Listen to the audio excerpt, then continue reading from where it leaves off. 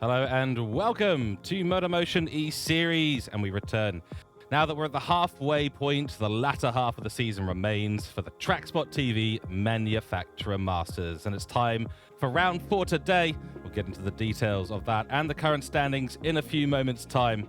The primary sponsor for the Manufacturer Masters is TrackSpotTV, also bringing you today's broadcasting. But as always, it's time for a revolution in sim racing broadcasting. With professional-grade immersion, graphics and overlays, commentary, and multi-platform streaming, TrackSpotTV is the proud broadcasting partner of MotorMotion E-Series. Let's take a look at the calendar as it stands. Round 1, 2, and 3 all done. The Trial Mountain, Deep Forest, and Sardinia are behind us now, and boy, oh boy, they've provided some incredible racing. Ahead of us is going to be round 5 and 6, but today the focus is very much on round 4. It's the Kyoto Driving Park, and this time it's actually only the Yamagawa circuit layout. We have had a slight change by our race admins to remove the Miyabi part of the circuit. Race was held on the Tuesday of May 6th. 15 minutes of qualifying all done, and a 30-lap race at twilight ahead of us with random weather. Round 5 sees us go to Dragon Trail Seaside for the penultimate race, and then the finale will be at St. Croix B in a couple of weeks' time. The current standings in Group 3 look like this. The top 8 led by Gopi Mahinajit for Gr.3 Racing by 7 points in that beautiful Ferrari. Then it's Mark Hasseldean for Hassel 1 Motorsport in his BMW on 50 points. Nick Pfaff takes us away in 3rd place for Astor Racing, followed by Lewis Atkinson for Hooncorp Esports in 4th. A true battle going on for that 3rd place position. Then it's Matt Donetti, Nathan Wakefield, Craig Hardcourt, and Tony Griffin rounding out your Group 3 standings. In the Group 4 category, Xander Stewart, equal points for Yugen Global Racing with Matt McCullum in P2. This is a showdown that is set to light up the track today in Kyoto. Glenn Mead for One Bite Racing, 46 points to his name, and not too far behind that battle for the top spot. Then it's Michael Brill for MotorMotion Racing Team, only a stone's throw away. Scott Taylor, Blake Williamson, Luke Stone, and Dave Crook rounding out the rest of your top 8. In the team standings, Ferrari are in the lead with Honda and BMW, Audi, Lamborghini, Porsche, Chevrolet, and Nissan, your top 8. And that is a very, very close battle going on for the manufacturer title.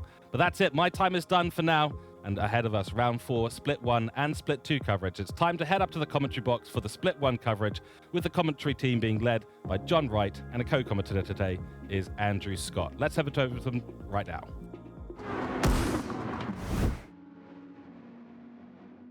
Good evening, race fans, and welcome in. Thank you very much, George, for the intro. We are here for another scintillating night of racing action. Kyoto Yamagawa. Not an easy one to pronounce there on the cars for the drivers this evening. It's going to be another strategy-driven affair, you would think. And joining me, a man who is usually on the track. He won't be doing much whispering to the tyres this week. He will be doing plenty booming down the microphone, though. It is the one and only Mr. Andrew Scott. Good evening, Andrew. Konnichiwa, sir, and good evening, folks. Yeah, I'm very excited for the round tonight. As we know, this track, bit of a tyre muncher. The front right tyre's going to cop it, but also the strategy's going to come into it. Fuel's going to be an issue. There's going to be various strategies at play, so I'm really excited to get this underway. Yeah, me too. It should be an absolute cracker. As you can see, Kyoto for the round number 4, for round 4. Another 30 laps. It's going to be twilight. So plenty of headlights on the go, AM into PM, so darkness will descend upon the drivers before the checkered flag doth wave. And of course, before it waves, we'll see plenty of them into the pits as well. Coming into the pits probably first. In fact, no, sorry, he's been last in most of the races. It is the man that's just running away with it at the top of the split 1 Gr.3 standings. Gopi Mahinajit once again taking pole position, this time by again an impressive 0.7 of a second, when you consider that Atkinson and Donetti separated by less than a tenth in second and third. It is incredible to think, though, that Ferrari only a point ahead of Honda, as we saw in the standings. They're 14 points clear of the manufacturers in third, fourth and fifth, with only 2 points separating them. Matt Dernetti, we can see in third place, Atkinson again in second, these two swapping places to last week's efforts. And in the Gr.4s, it is Blake Williamson for Colin Racing Team who took the top spot, and it was Xander Stewart and Michael Brill taking second and third. MotorMotion making another appearance in the top three. And Andrew, it's been quite some season so far for Ferrari, certainly the Gr3 driver running away with it. He was caught into check last week a bit. Didn't quite bring home the result that we thought, but certainly Kope Mahinja in that Ferrari is just an absolute man on fire this season.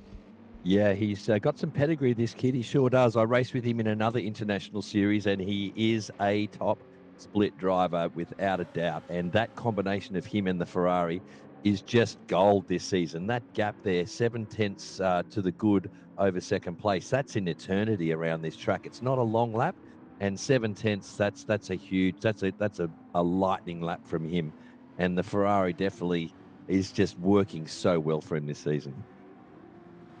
Yep, and Gopi, obviously being so talented, he clearly knows that he's driving the Ferrari because it's just so much better than the McLaren. He I really chose do well. let us. He did choose. They chose very well with their cars. They obviously did their testing, and they're in a rocket ship. They really are. Yeah, we'll need to get that message over to Race Control and George Cooke later on. For some reason, he's still a McLaren fan. Who'd have thunk it? But we're here for round number 4. Enough of my throwing shade at my colleagues. Let's see the sun and moon throw some shade on the track. It is the TrackSpotTV MotorMotion Manufacturer Series. It's round number 4. The drivers are on the grid, and we're going to head there now.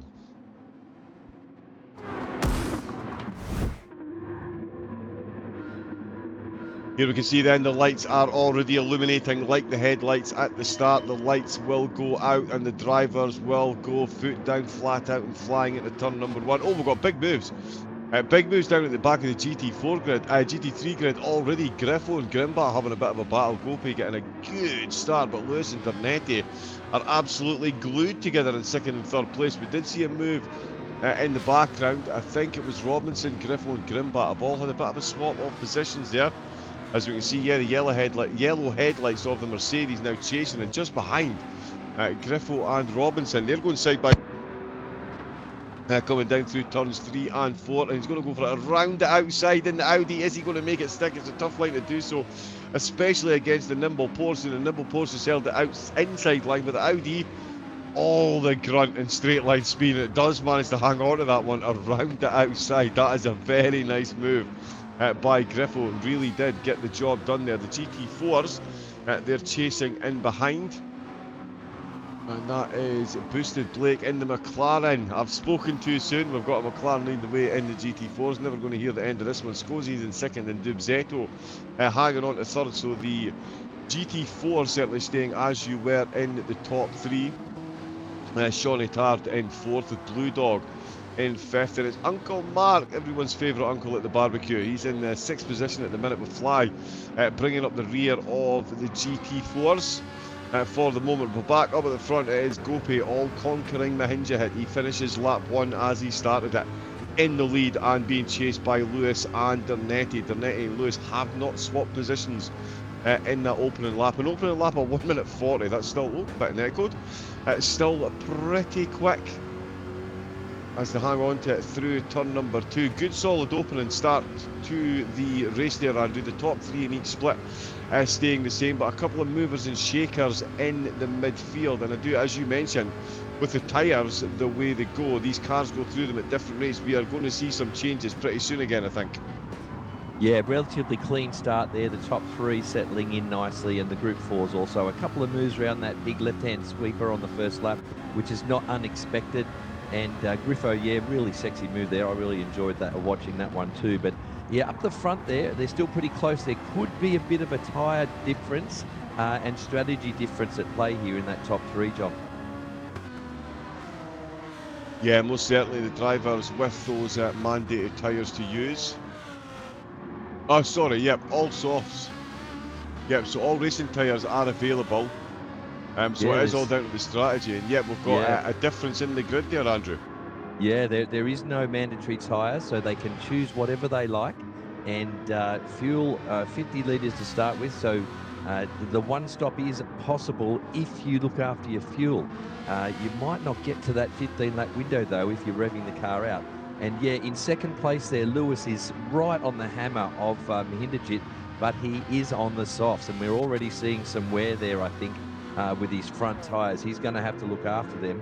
And they've managed to gap Donetti back in third, but he's sitting there nicely on the mediums, as well as Mahindajit. So, watch for Donetti to maybe come back at them throughout this first stint, and Lewis might drop off in pace a bit. Water in the pit. So, yeah, water arrows coming to the pits with damage. So the heavy damage model is on, as it should be. If you prang your car, you will suffer the consequences. And it looks like Water Arrow has had a big enough prang early doors to encourage him to come at the pits now, and he is going to completely fill up with fuel. I'm going to run on the assumption he's going to come out on the medium tyres and do himself a nice long stint now. Ooh, he's come out on the hards. He is going for a monster stint on the fuel. And it's very much, he's picked up damage there, Andrew, but this is very much now damage limitation. He's filled the tank to the brim, as we spoke about the tyre wear. He's not going to get a full tank of fuel out of one set of softs or mediums, so go for the hard early doors and try and limit the damage from picking up that early damage. Yeah, there's some drivers here and teams that are very worried about even the mediums lasting a full tank of gas. So that is bringing the hards into play. And obviously he's going now for a long stint on hards, and he might finish off the race on softs. So not the end of the world, the fact that he had to pit there for the damage, but obviously he's onto an alternate strategy now. Yeah, the rest of the field are going to be trying to go on to an alternative strategy now, a strategy that somehow negates the sheer driving prowess of Gr.3 Mahindajit. Just a reminder, Gr.3 is on mediums, and he's being chased by Lewis, who is on the soft. Lewis is seeing a bit of wear. He is in that dirty air. In fact, he's too close to be in the dirty air now. He's fully in the slipstream. Can't quite get that car past, so he gets close enough. He sends it up the inside of the sweeper. Not close enough. He wasn't up the inside. It looked like he was from the head-on shot there. But he absolutely is not. And Mahindajit is just Forza Ferrari. I'm not biased, you are. But he is absolutely flying on those medium tyres, and they're leaving Donetti behind. So you can see the type of pace. I mean, Matt Donetti is no slouch, right? If you're new to this, Matt Donetti is no slouch. I've seen him absolutely destroy fields from Pro-Am status, taking on the pros. He's on the medium, so that is relatively the pace that you would see from a top-end driver on the... Whoa! Wow, Lewis's wrists. I've just gone through a bit of a workout there, Andrew. That, as you well know around this track, is a save and a half. Yeah, I didn't quite catch it, but he got a little bit taily there, did he? It was a bit of a classic catch there moment. Very good save. It was a double tank slapper. he's obviously pushing like crazy, and his front right is really suffering already, I think. And he's just struggling to even stay with Gopi, who's on the medium. It's he really needed to get past Gopi if he's going to make these softs work. So it's advantage Mahindajit right now. Yeah, absolutely is. He's doing an incredible job there up at the front. We've got Gr.4 here on the screen in fourth place, pulling an absolute world of a move in this very corner a few laps ago. We're already 5 laps into this. Time does fly when you're having fun. I wonder if the drivers are enjoying this as much as we are at the minute. Gr.4 though, he certainly is. He's up into 4th place. He is being chased still. Oh, he's gone round. Big moment. And he's going to have to hold his brakes as neatly as possible, although no other traffic coming. He's going to have to give it the full Austin powers here. Yep, 76-point turn to get the Audi past just as we were singing his praises. Curse of the commentator kicks in, and Grimbat makes it even more grim for him as he goes flying on past. The mighty Mercedes engine flies on by. Gr.4 now finds himself in 6th position, and Robinson gets himself a free pass up to 4th place. In fact, if we can jump on with Gr.4, we'll see if he's got any damage. Oh, Yeah, he's in trouble. He's going to limp back to the pits now. No engine damage, luckily, but he's definitely going to have to box this lap. And that's his race, unfortunately, done. It'll be interesting to see what he chooses with fuel and tyres and if he can salvage anything from here. Yeah, I think we might see a battle between Gr.4 and Water Arrow now, actually. He does seem to be carrying a bit more damage than Water Arrow was when he came in the pits, but yeah, you can see there the front and back of the car absolutely flashing furiously, meaning we're going to see another GT3 into the pits only 5 laps in. It's a short lap, as Andrew mentioned at the start, but these tyres really do get absolutely chewed through. Even in the GT4s, as Boosted Blake and Scozy are both still in first and second. They've all come out on the mediums. So we're going to do a slightly longer first stint. There's confirmation that Griffo's come into the box. Scozy hanging on. And Dubzetto's been overtaken. Dubzetto's been overtaken by Sean Atard. So Sean in the Nissan GR finds himself up onto the podium. So Dubzetto once again making slightly hard work of it mid-race. Sean is on the... he's on the medium tyre. Dubzetto, I'm assuming he's on the mediums as well. I wonder if he's carrying damage. We'll jump onto his car. No damage on the mediums as well. So yeah, although the back of that little Porsche looking a bit taily as he came through that last corner there. So that's maybe what the problem is. Maybe just, yeah, again, he's running just... Well, yeah, it's more of a middle line the GT4s like to take, but that did look a bit wider than he would have expected. Yeah, he's just got to get his rhythm back. Sorry, you go, Andrew. He's just got to get his rhythm back. His tyres are looking good, so he can come back at Atard here, who is really giving his front right tyre a hammering. That GTR obviously not kind. Even the Group 4 cars are going to struggle with tyre wear here, John. You know, they've got to try and get, if they want to try a one-stop, they've got to get to lap 15. And, you know, that some of these cars, their front right tyre is screaming for mercy already. Yeah, it really is. This is like Barcelona at 35 degrees. The front right tyres, at times like these, you wish you could open those air ducts in the front of the car. Here is Water Arrow back out of the pits, of course, after that early damage stop. He's 10th overall, so he's got a few GT4s to get his way past. More importantly for him, though, he is ahead of Griffo. That little Porsche that almost couldn't there. Did manage to keep it out of the wall. You can see the pace difference there as Water Arrow flies past. With Dubzetto now separating two GT3 wounded warriors that find themselves down at the back of the pit. Back in the grid, sorry. After coming out the pit, I was distracted there. We're at 36.3, so yeah, Water Arrow setting personal best fastest times as well on the tyres. So certainly another driver that's getting back into the groove as he catches up to Sean Atard. You can see again the unbelievable pace difference between the 3s and the 4s.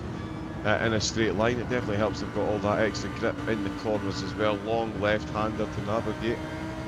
And yeah, race control bringing some info.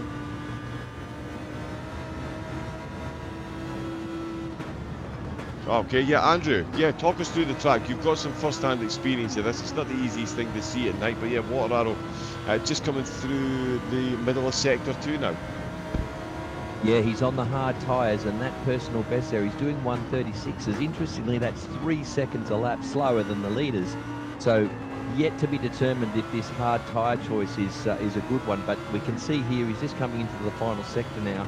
He's making his way past the slower category cars, and this is a really tricky section, this chicane. You've got to really take some commitment and really abuse the curb through there, and the walls are beckoning on the right there at every opportunity.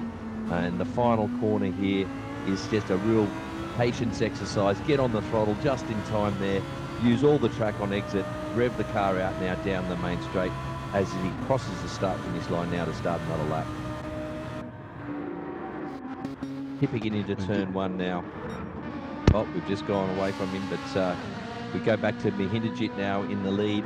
And there we go, folks. He's gapped Lewis, understandably so, because Lewis on his soft tyres has got a dead front right there, and he's leaking oil. And he's got Danetti on his hammer now for company. So he has gone from watching the rear tail lights at first place. He's now watching his mirrors, and he's trying to stay in second.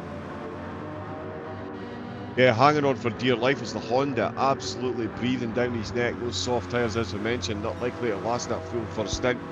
And that is certainly playing out here for Lewis.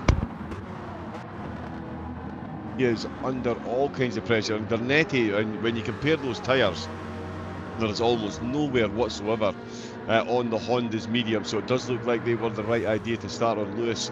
Rolled the dice to try something different, and it is going to cost him second place by the look of it, because he is going to have no grip left in another couple of laps. He's going to need to come into the pits, and in fact, as I'm saying that, Gr.3's fuel, he's maybe got one lap. Oh no, they're about the same. They are about the same. Ooh, Yeah, well, yes. He's not going to be able to get to halfway with his fuel as he comes down to make a move. Maybe shows his nose, but no, discretion, the better part of valor there. He tucks in behind, and it's only a matter of time here, I think, before he gets passed into second place. But yeah, he might still be on the one-stopper. He might pit around lap 11 or 12 and then fill up, and he might back himself that he can make the mediums last for up to 18 laps in the second stint. Yeah, that would certainly be quite the chance. Of course, they start on half. They start on half a tank of fuel, so yeah, they can fill up the fuel tank. So one stop definitely still on as far as fuel goes. It's all about that all-important tyre management, and Lewis might be regretting the softs to start. Be able to fend off Gr.3 until they come into the pits, though, but it's going to be an almighty task if he does. Those petrol tanks, absolutely. And Lewis has come in. Wow, less than a third of the way into the race, Andrew. So he's going to have to come out on the mediums at least, if not the hards here. Yeah, he might have to commit to a two-stop here, and we'll see what tyre he puts on. That'll give us an idea. But if he might go for hards and go for a one-stop still, this will be interesting to see what he comes out on. Oh, he's come out on the mediums. Gone for mediums. So that's a big ask to do 21 laps on a set of mediums, so we'll see. It is, yeah. I'm just wondering if you're going to have to go for a two-stop anyway, would it be worth coming out with the soft? But he has got enough fuel, I think, to get him to the end of the race, so he is going long now on the mediums. That is going to be, as you say, a very, very big ask indeed.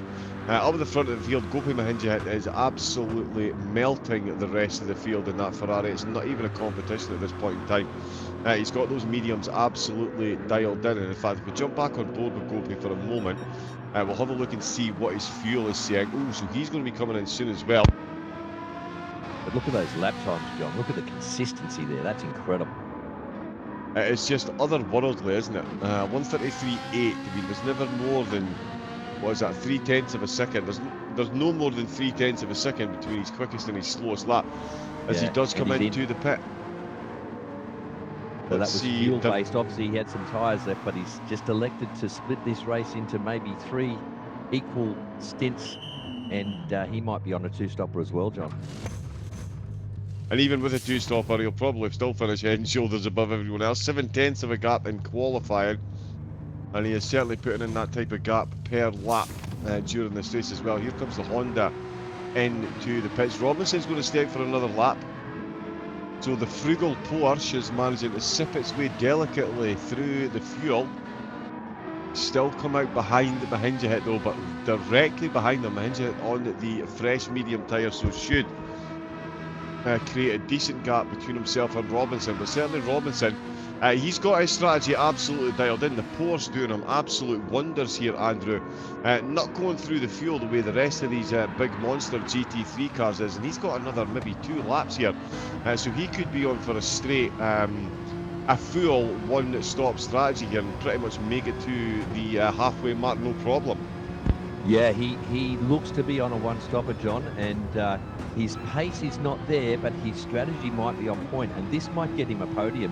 This will be very, very interesting to see how the minor podium places work out by the end of the race, and he might be on a masterstroke here.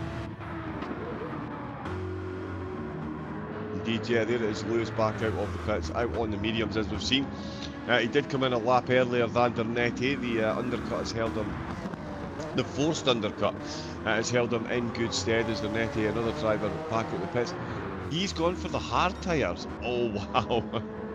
And that, Okay. ladies and gentlemen, is the amount of grip difference between the mediums and the hards. You go from a single tank slapper to a double tank slapper, even in the hands of Gr.3 there, the Honda, doing its best to take him into the wall, but Gr.3 wrestling it between the mayo and the mustard and keeping it on track.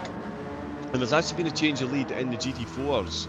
Scosi is now in the lead with Etard in second and Dubzetto in third. So we've got a boosted Blake, who I think has been in the pits. He's out on a fresh set of mediums with almost 3/4 of a tank of fuel, so he has been into the pits.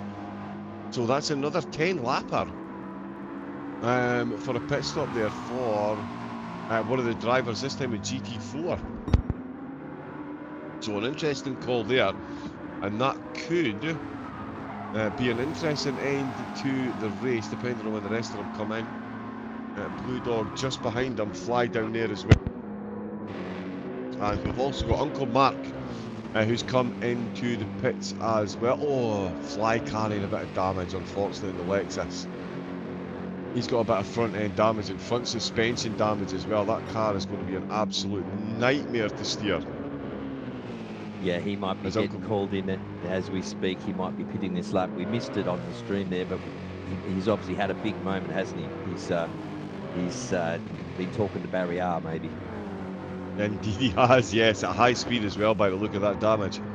So yeah, aerodynamically unsound is the car at the moment, so another driver coming into the pits pretty soon. Blue Dog is still running in fifth place, sorry, in the GT4, so having a solid race so far. Here, another driver that's been in and taken that pit stop. As we can see, Lewis has crashed. Lewis has put it into the wall and he's come into the pits on lap 12. That is a certifiable nightmare for him, Andrew. Yes, that's going to cost him a lot of time here and possibly a podium. He's going to have to think on his feet now and come up with an alternate strategy. Can he get to the end on a set of mediums? He can give it a go. We'll see what happens. We'll have a look and see how much fuel he takes on and what tyre again he chooses, but obviously not optimal to have to come into the pits like that only 2 laps after your first scheduled pit stop. So very much a compromise strategy for him now for the rest of the race. Indeed, yeah. Grimbat is into the pits. He's been overtaken by Gr.4 and Water Arrow, our early pit stop drivers. Gr.4 is ahead of Water Arrow, so those two have swapped positions on track after Gr.4 came into the pits after Water Arrow for damage. Came out behind and is now back ahead. All things considered, it really is a great drive by Gr.4, although he is on the soft tyre, so you would expect there to be a bit of a pace difference. As our GT4 on-track leader comes into the pits, that's Scosi coming in. That puts Sean Etard in the lead. Look at that front right tyre, sorry. That is an absolute disaster area. There is nothing left on that, and the petrol tank is flashing. But he is going to squeeze another lap, so it's going to get him to 14 for stint number 1, which is pretty good going. He's been hunted down by Dubzetto, who now finds himself back on the podium. And he is in pretty much the same boat, got slightly more rubber left on the tyres, but just about the same amount of fuel left in the tank. Boosted Blake's now back up to 3rd position. Big F from me there, my apologies. We've got Scosi in 4th place as he comes back out of the pit, so a very quick turnaround. And it goes to show you the top 4 really do have a bit of pace in these GT4. Scosi back out in 4th and hunting down Boosted Blake as Dubzetto is trying his best to hang on to the back of the GDR as it steals its way through sector number 3. A couple of straights and a chicane still to go, and of course this very tight hairpin corner. Wow, much wider line for the Nissan, and on the exit there, a bit of grass being kicked up. I think these two are going to find their way directly into the pits. They've got nothing left in the way of fuel. Will Dubzetto be following them in though? That is the big question. Boosted Blake should retake a position on the podium when these two do. So we'll see how they get on. And yeah, these two surely coming into the pits now. One comes in. One stays out. Dubzetto's going for another lap, Andrew. He really wants this 15 laps here. has he got the fuel for it, John? This will be interesting. I hope he's had his eye on his fuel gauge as he starts his surely final lap for the sector. And this could work out nicely for him, getting to halfway like he has. And yeah, that Porsche looking after its tyres nicely. He'll easily be able to do one stop now. But it's just a matter of, has he made a crucial error here? Is he going to run out of fuel? It is going to be very close. We know that the Porsche is pretty good in fuel on both the GT3 and the GT4, but he's left no margin for error there whatsoever. But it has given him the current on-track lead, so we'll see how that plays out. I did see Robinson coming into the pits for the GT3s as well. He was in second place after everyone pitted around him. Now here comes some more GT3s catching up to Boosted Blake, who's having an absolute worldie of a race in the GT4 McLaren. He's done very well indeed to get himself back out of the pits, Andrew, and he's pretty well positioned, you would say, now for the second half of this race. Yeah, his lap times are good there in the 42s, consistent, and he might be the net leader of this category at the moment, as Dubzetto, I think, surely will have to pit this lap. Let's see if Boosted Blake can inherit the lead here on this after the pit stop. Indeed, yeah, I think Dubzetto's going to have to do a Nigel Mansell and push the car into the pits given the amount of fuel that he had left in that thing. Yeah, and he goes, he's got plenty, 2%, he made it. 2 litres of fuel. My goodness, commentators, you were way, way, way off the mark. He's got more than enough fuel to finish that lap, but in he comes. And the pit crew very quickly removing the tyres, putting the new set on. That was a McLaren-esque pit stop there, 1.8 seconds I believe, the quickest one at the weekend. Not too shabby, but yeah, so the McLaren pit crew definitely filtering through to the GT4 class here, and it's going to be side-by-side battle for the final podium position, and Shawnee Tartu, but slightly earlier, is behind Dubzetto, so Dubzetto making the undercut work by 0.5 of a second. That is pretty close, and you love to see it, Andrew. Yeah, this is obviously for position, so that was critical that he came out in front there. And he's got Scozzy and Boosted Blake well ahead of him there, having good races. But yeah, let's see if Dubzetto now can warm up these tyres. He's gone for mediums again, and he hasn't taken a lot of fuel, but that's sort of all he needs. So we've just seen that he easily made halfway on the first 50 litres, and he's going to try and do it all again. And with a fresh set of rubber, he should be able to gap Attard now. He should be able to drive away from him. Indeed, and he absolutely is. You can see on screen there the pace difference. Dubzetto coming at the pits, absolutely flying. They've got a GT3 just coming into the mix as well. Not the easiest to see which one it is in the current lighting conditions. It's got a bit dark out there, but I'm being told by race control it's actually Grimbat. Grimbat making his way through. We've got another GT3 chasing down as well, so that's a battle going on in the GT3s and the GT4s, all on track at the same time. You'll love multi-class racing for this very reason. Back up. Oh no, my apologies. It is Lewis. Race control will be sacked after the race. It's actually Lewis that is firing his way through. These McLaren fans, they're just honestly. But yeah, Lewis, who's on the podium making his way through. Back up in third, Andrew. You've got to say, for a driver who's had 2 pit stops compared to everyone else's one for that damage, it's been a great turnaround to get himself ahead.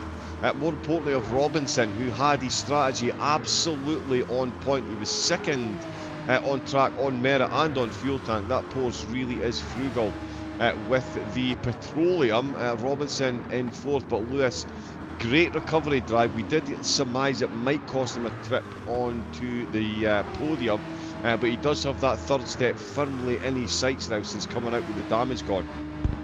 Yeah, he hopefully can hang on here, and he's managed to stay in third, and if he can make it to the end of the race, he should be able to clinch that final podium spot. But as we look at Robinson now, who's he's significantly behind, he's definitely making his strategy work, but unfortunately does not have the lap pace in that Porsche today. No, he doesn't. There's too many straights for the Porsche. It's just devoid of all top-end speed compared to the rest of the GT3 class. It really does its best work through the twisty stuff, and there's not enough of the twisty stuff here to balance it out. So Robinson, yeah, in 4th place. Another shaker and mover in the GT3 class is Water Arrow once again. Riley having a great drive so far. He's on the mediums. He compared to Gr.4's soft. Gr.4 did get past him, but I'm thinking that Gr.4's probably on ice skates now because he did come out on the soft, so he's going to have... Yeah, oh, he's had another pit stop. Yeah. So yeah, Gr.4 has come in, he's taken a pit stop, and he's put a little bit more fuel in, and he's switched back to the mediums. Yeah, and he's got Water Arrow in his sights because Water Arrow's on hards. So he should be able to reel him in. Yes, he will be looking to reel him in. And with the fuel, what we're on, 18 laps, 12 laps to go. That is going to be an interesting one. Yeah, that hard pace. Yeah, 36s in Group 3 is leaking a bit of oil, unfortunately. So if Gr.4 can hang in there and put in some good, fast, high 34 laps, he should be able to close that gap. And by the end of the race, with still 12 laps to go here, a lot of racing to go, he could be looking to jump up at least one spot. Yeah, and an important spot it would be as well, especially for the manufacturer's overall scoring. Every point absolutely counts. Of course, all the drivers in this, their teammates will be driving in split number 2, which Andrew will be joining you for. It'll be Mr. George Cooke, who is leading the way for that one. Leading the way in the GT4, so it is Boosted Blake Viscosi in 6th. We've also got Dubzetto hanging on to that 3rd place after a worldy of a strategy. Saw him pull out ahead of Shawnee Tard in the GT4s, and it's a good gap that he's got at the moment. The strategy is all settling in. Tard on the hard tyres, so going for the longer strategy, and there's that. Oh, we've got a car just pulling over to the side. I believe that's Fly.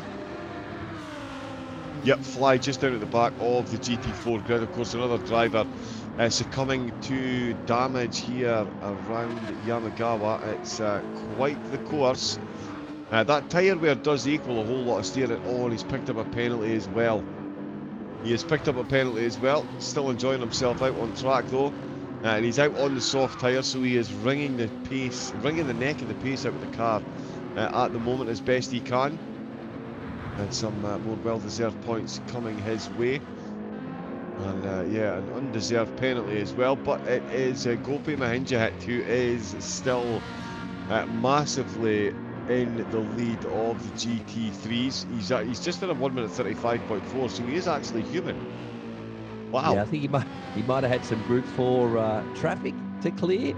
So not unexpected that he's going to have the odd slow lap in this phase of the race, John. But he's just firing in their 34s every day of the week. He's so consistent, and he's built up quite the lead right now with 10 laps to go.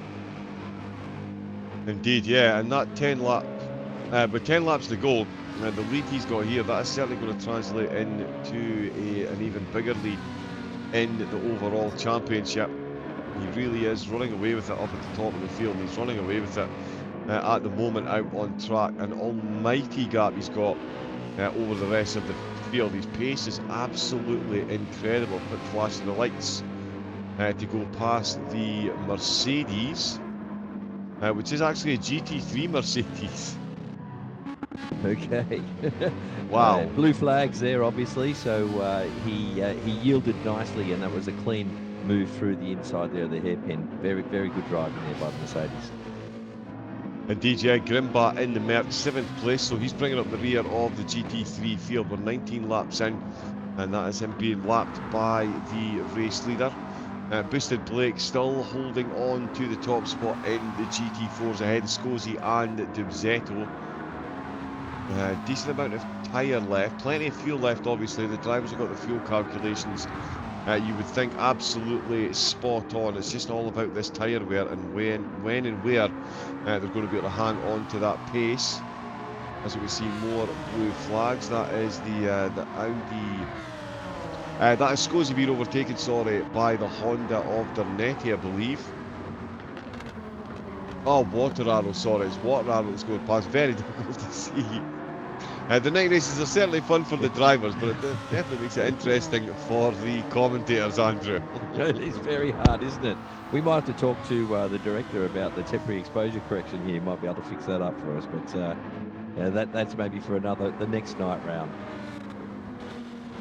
Yeah, we might need to get some track lights installed, get someone to put an extra 50 pence in the meter and get some extra lighting. Plenty of lighting along the start-finish straight, of course. You can see all the cars coming, sailing through, and yeah, the stadium lights on the start-finish straight. You get to see those beautiful liveries for the first and only time.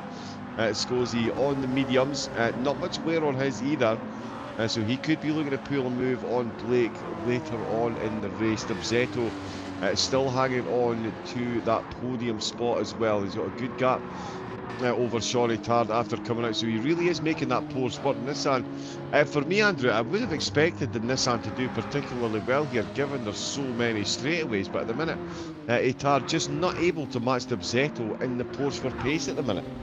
Yeah, the nimble Porsche with its fuel and tyre kindness is maybe giving it the edge today.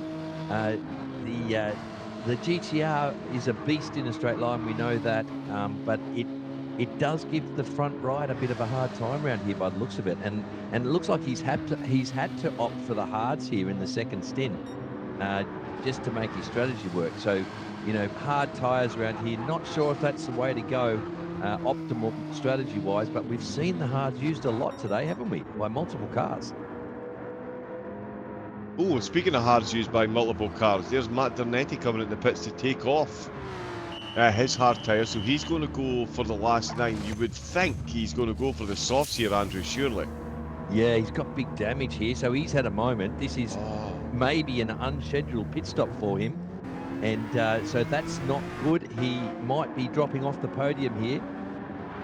He's lost his podium spot, and he's gone from 2nd to 4th, I think, John.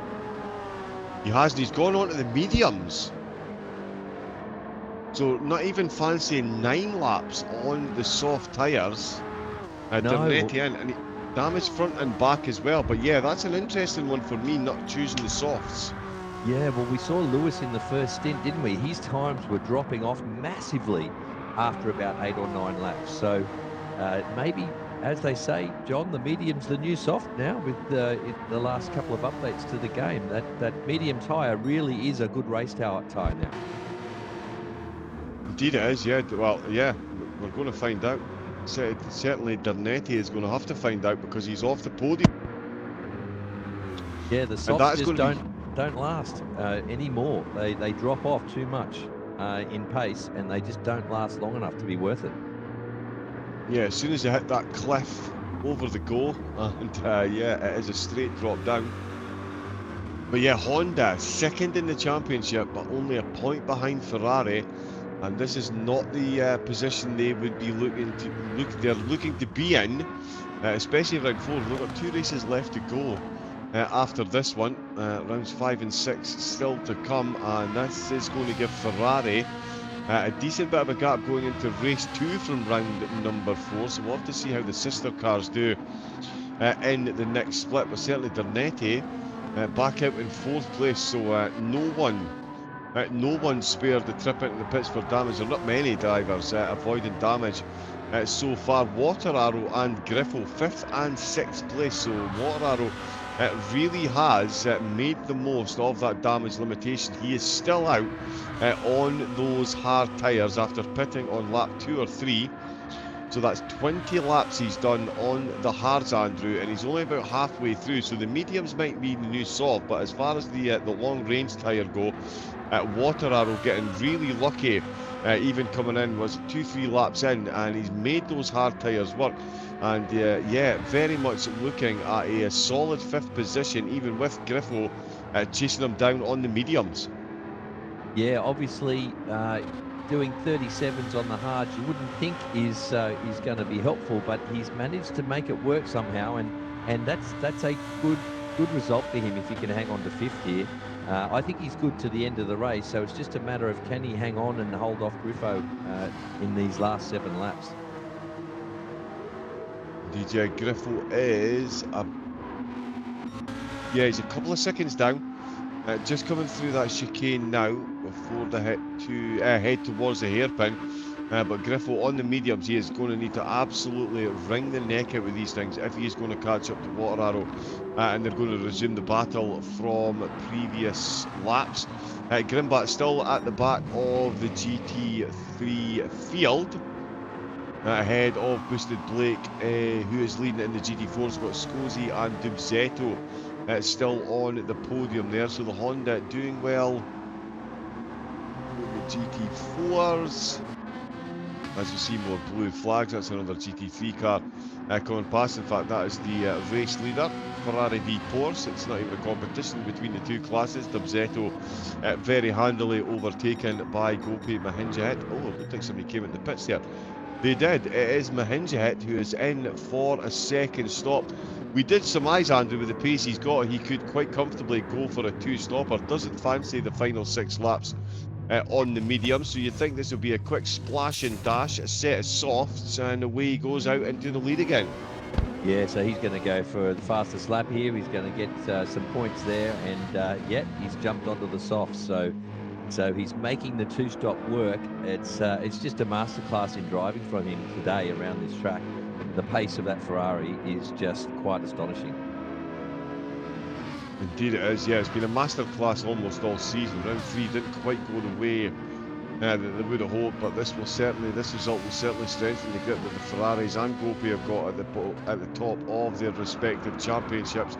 Lewis in third, Robinson still holding. Lewis in second. I'm already ahead of myself. Robinson still in third place in that Porsche, ahead of Dernetti, who had to come in for damage. This would be a great podium for the Porsche if they can bring this one home. It's certainly looking good. They've got plenty on the tyres, but so too does Dernetti. Oh, and he's got all those tyres on the grass. How did he not pick up a penalty there? That was very, very, very close to the edge there, Andrew. Really dicing with death, and as I say, wringing the neck out of those tyres, trying to get back on the podium. Yeah, he's really sending it. So let's see if he can catch third place. But Robbo here might be able to hold on, and he'll be very, very chuffed if he can get up onto that third place on the podium tonight. Yeah, will actually be the first podium for Robinson if he can bring this one home. So he will be absolutely sweating bullets at the moment because he knows the car and the driver behind him have had pace over him all season, but just needs to keep popping in these consistent laps, and his consistency is on point. That's what 2 of the last 3 laps have been a 1 minute 36.5. He's on a 35.9 as well, so he is certainly flirting with the quicker end of the lap times on those mediums, and he's going to need to continue to do so as another lap falls by the counter. There is Water Arrow. He's done 22 laps on those tyres, which is no mean feat around this track. He's got another 5 to go, as that is Griffo going past some more of the GT4 cars. The CP Motorsport Lambo is really coming into his groove now. Griffo with that early damage. He's still on the mediums. He's still chasing. That's Sean Ettard. He's got just ahead. No, it's the Lexus, sorry, of Fly. He's got just ahead of him now, I believe. Yes, it is, as he sails up the inside once again. Beautiful interactions between the two classes once again. You absolutely love to see it as they come through the penalty line and across the start-finish line. Griffo still hanging on to 6th with Grimbat down in 7th position. He is on the hard tyres as well. So he's just gone for damage limitation. Make sure he brings this one to the end with as few pit stops as possible. And you've raced in this competition, Andrew. It is incredible how much the strategy has paid, and the variation of strategy, soft tyre, medium tyre, hard tyres. We're seeing the entire, what is the word I'm looking for? The entire battery of tyres being used, yes. And it's all over the place, and it really does bring the series to life. Yeah, it's been the full gambit, hasn't it? This round, we've seen every tyre. We've seen multiple different strategies with the fuel as well. So yeah, I can tell you the Cougar supercomputers were working overtime and we'll see it in Split too. The Cougar cars, what strategy they choose, but I can tell you right now, it wasn't the two-stop that Mahindranjit's pulling off. So there are multiple strategies that can work around here, obviously. It's just about finding that optimal one and keeping it clean and not making mistakes and executing that strategy once you've worked it out. Yes, executing the strategy, because let's face it, no battle plan survives first contact with the enemy. A far wiser man than I once said, and that is certainly proving to be the case this evening. Scozy still in second place in the GT4s, hanging on pretty well, so the Honda's having a great drive so far, but it is Boosted Blake back out on top for the GT4s. Race Control just bringing me some info there. Okay, oh yes, actually, well spotted there by Race Control.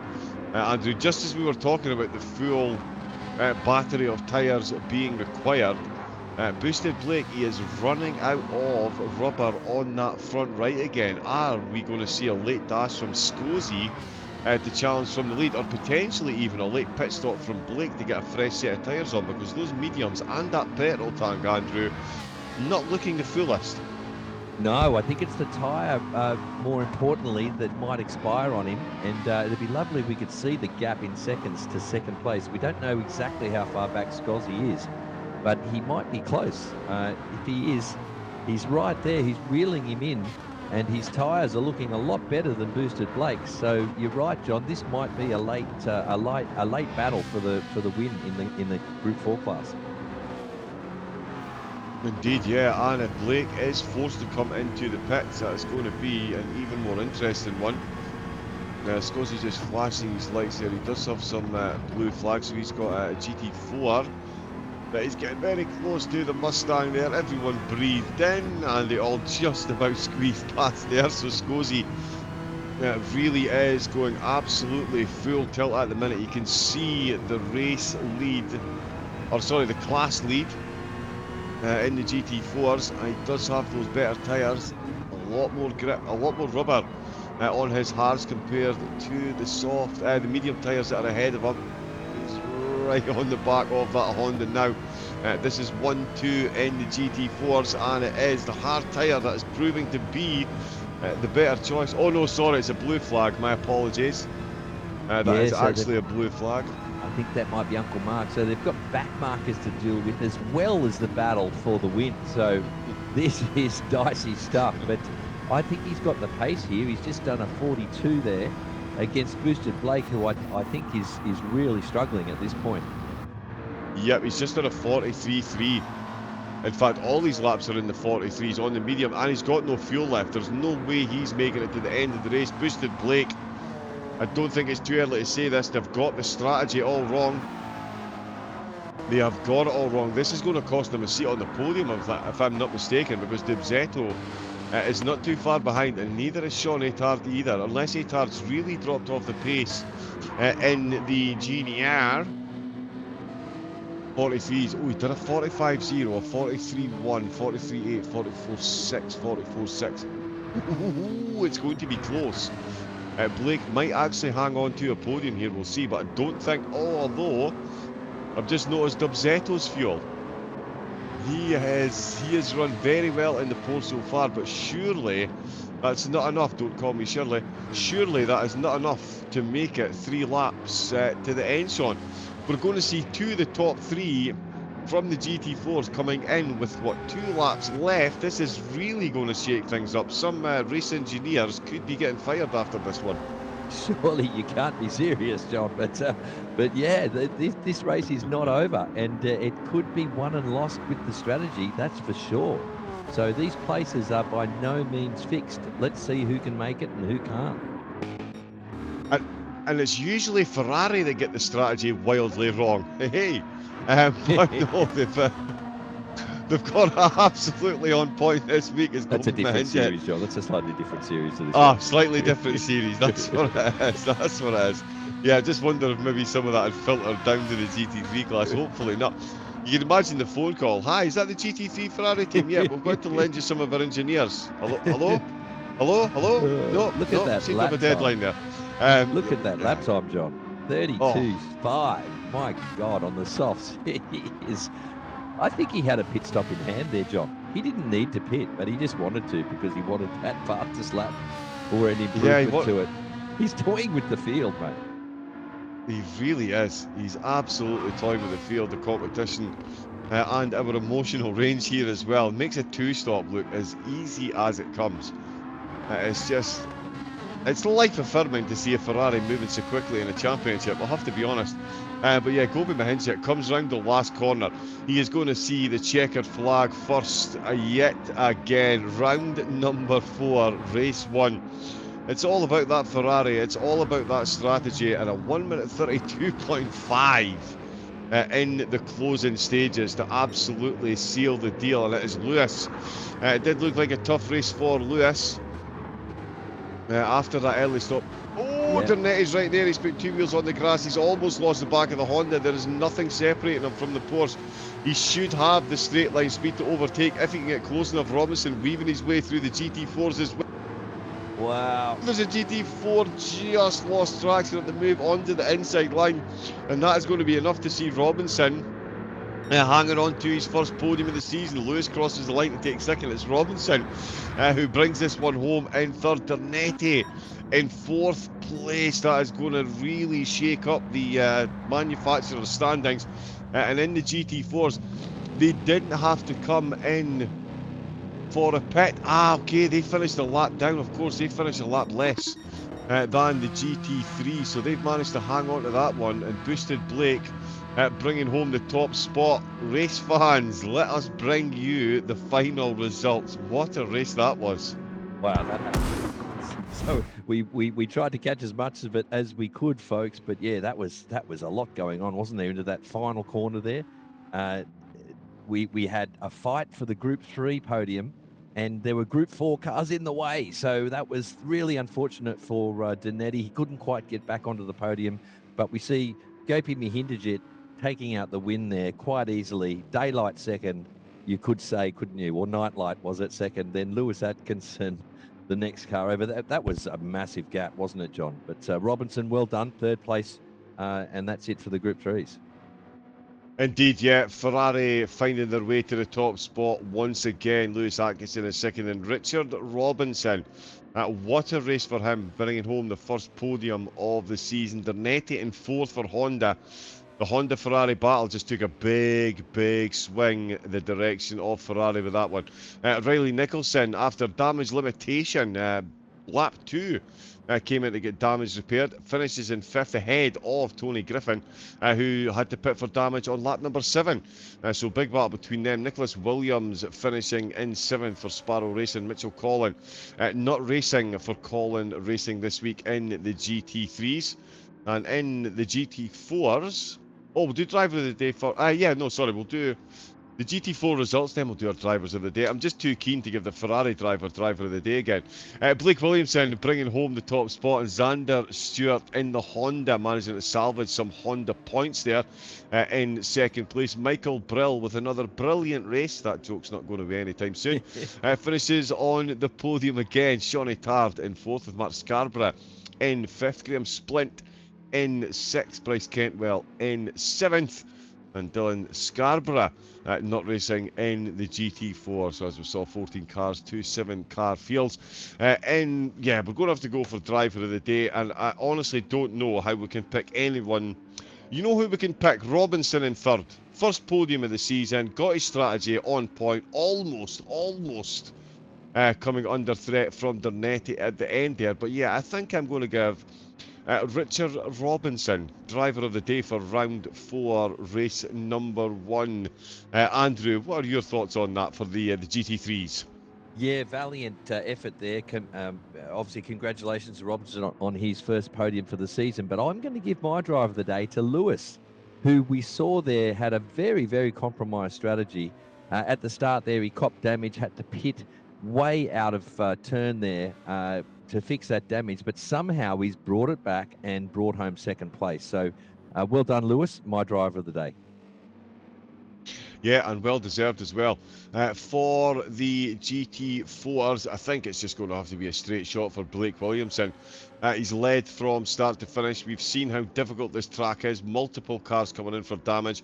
Multiple strategy calls that went well and didn't go so well, but Williamson kept his head while all others around him lost theirs and brings home a very solid win for the Colin Racing team. So I think, yep, I'm going to have to go for Blake Williamson in the GT4s. Andrew, what about yourself? Yeah, well done, Blake. That was a well-executed race and takes out the win. But I'm going to go left field here. I'm going to give my driver of the day to Uncle Mark in the little Toyota 86 that could. He started off slow and steady. I don't know if you saw, but I'm pretty sure he started on hards, and he just went the long game, and he brought home a pretty good top 5 result in what probably isn't the best Group 4 car, is it? Let's be honest. A decent understatement there, I think, yes. So, yeah, well-deserved driver of the day there as well. All four drivers well-deserving, and some well-deserved podiums as well. Yamagawa really is the tyre shredder and the strategy maker, and it's proved to be the case in race 1 of round number 4. But fear not, the racing action is nowhere near over. We have got Split 2 still to come. Andrew will be joining George Cooke. I almost said George Scott there. We'll be joining George Cooke for race number 2. Andrew, been an absolute pleasure for having you in the commentary box for Split number 1. It's a series that you've raced in, and yeah, from the commentary side, you can see just how much action we are treated to here, and it's phenomenal. Yeah, it was great. Good fun. First time in the box with you, John, and I had a ball. And yeah, there was a lot going on in that race, wasn't there? So exciting stuff, and I'm keen for the next lobby to start. I'm ready to go. Indeed, yeah. All set to go. The MotorMotion E-Series manufacturers master, sponsored by TrackSpotTV. That was round number 4, split number 1. Coming up next, as I say, it will be Andrew, joined by Mr. George Cooke himself. So strap yourself in for all the split 2 action. We'll have a quick 5-minute break, and then we will return. So fill that popcorn. Grab your sunnies, as they say down under. Don't let the seagull grab your chips. My sat-nav does say to me a lot in an Australian accent as well. I'm not sure what that one's all about. But we will be back for that, so make sure you stay put and enjoy the action from Split 2. But until then, it is a temporary goodbye from Andrew. Yes, goodbye. See you soon, folks. We'll teach him his cues one. He's fine Hold on track, beer. but in the commentary box, yep, hold my beer. That's the one. And it's a quick good night from me. I'll be back next week, and enjoy the rest of the broadcast. Good night.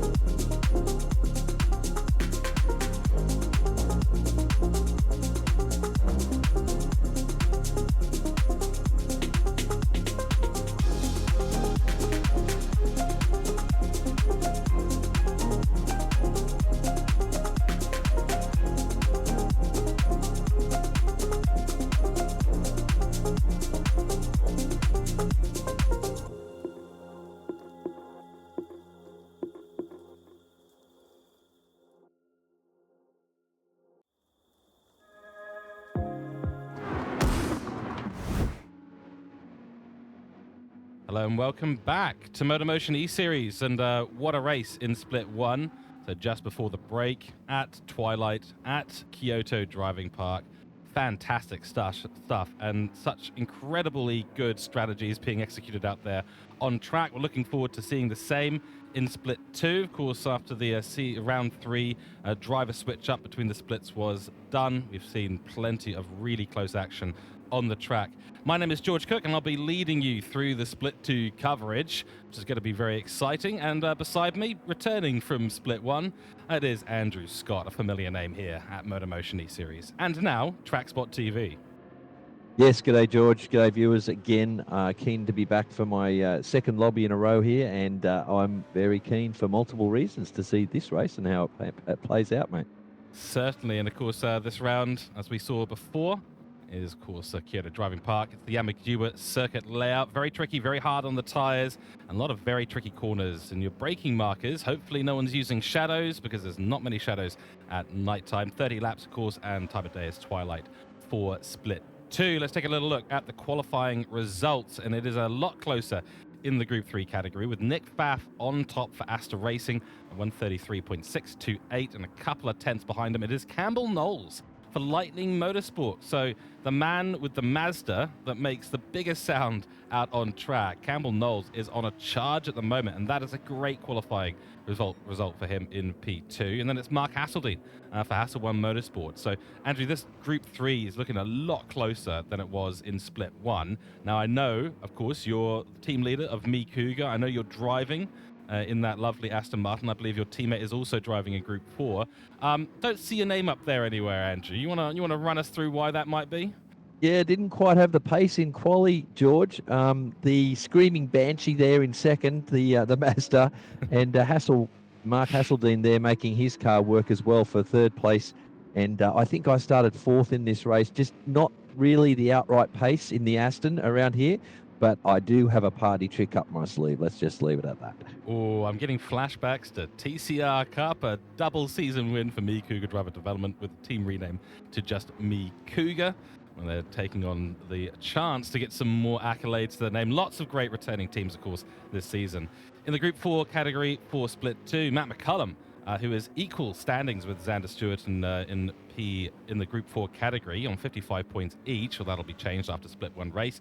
He has got first place there by a margin and a half. That's a second and a tenth on top. The cherry on top, well and truly. So that CP Motorsports car is looking very, very quick here in Kyoto. Glenn Mead for One Bite Racing, his teammate Griffo, with a very honourable charge back through the field after multiple incidents throughout the race. And now it's One Bite Racing's turn to be in P2. Scott Taylor for Gridline Racing, another familiar name to us. His teammate Gautam Mahinderjit locked out Split 1 in Group 3. And now Scott Taylor's got a chance to do the same. The Group 4's here, very, very interesting car because the dynamics are so different. They're not quite as brutal on the tyres, but it just depends so much. This is the great fun about the manufacturers, isn't it? Yes, it is, mate. There is a massive pace gap there to the Group 3s. So 8 seconds or more a lap could be the pace difference. And we saw in Lobby 1 there how that played out. And the Group 3 cars had to thread the needle there multiple occasions to get through the Group 4s without losing too much time. But the Group 4s go well around here. They do have to watch their tyres, as do the Group 3s around here. So very much going to be a tyre race again today for this lobby, George. It's going to be a fascinating race, and we're looking forward to seeing it. A few housekeeping items before we get going. Of course, go and check out MotorMotion E-Series on their website, www.motormotioneseries.wordpress.com, and they're also on Discord and the main group on Facebook. That's where things are arranged. But go and check out the website for upcoming season registrations. TCR Cup making a return this year, and also the GT3 Championship. So the two primary 10-week series coming up in the latter half of 2025. And of course, thanks to our primary sponsor, TrackSpotTV. If you're looking for broadcasting or commentary, or want to join a commentary and broadcasting team, go and have a look at the website, TrackSpot.tv. Get yourself signed up, welcoming in new commentators and, of course, new leagues who would like to elevate their sim racing broadcasting. Andrew, I think it is time for us to now get down on track. So we'll go radio silence here in the comms box for a moment while we get things sorted out. But here we go. It's time for Split 2. And leading us away today, Nick Pfaff on the top of the grid. And this is going to be an important start because he's got that Lightning Motorsport Mazda on the inside line. Green flags are going, the lights are out.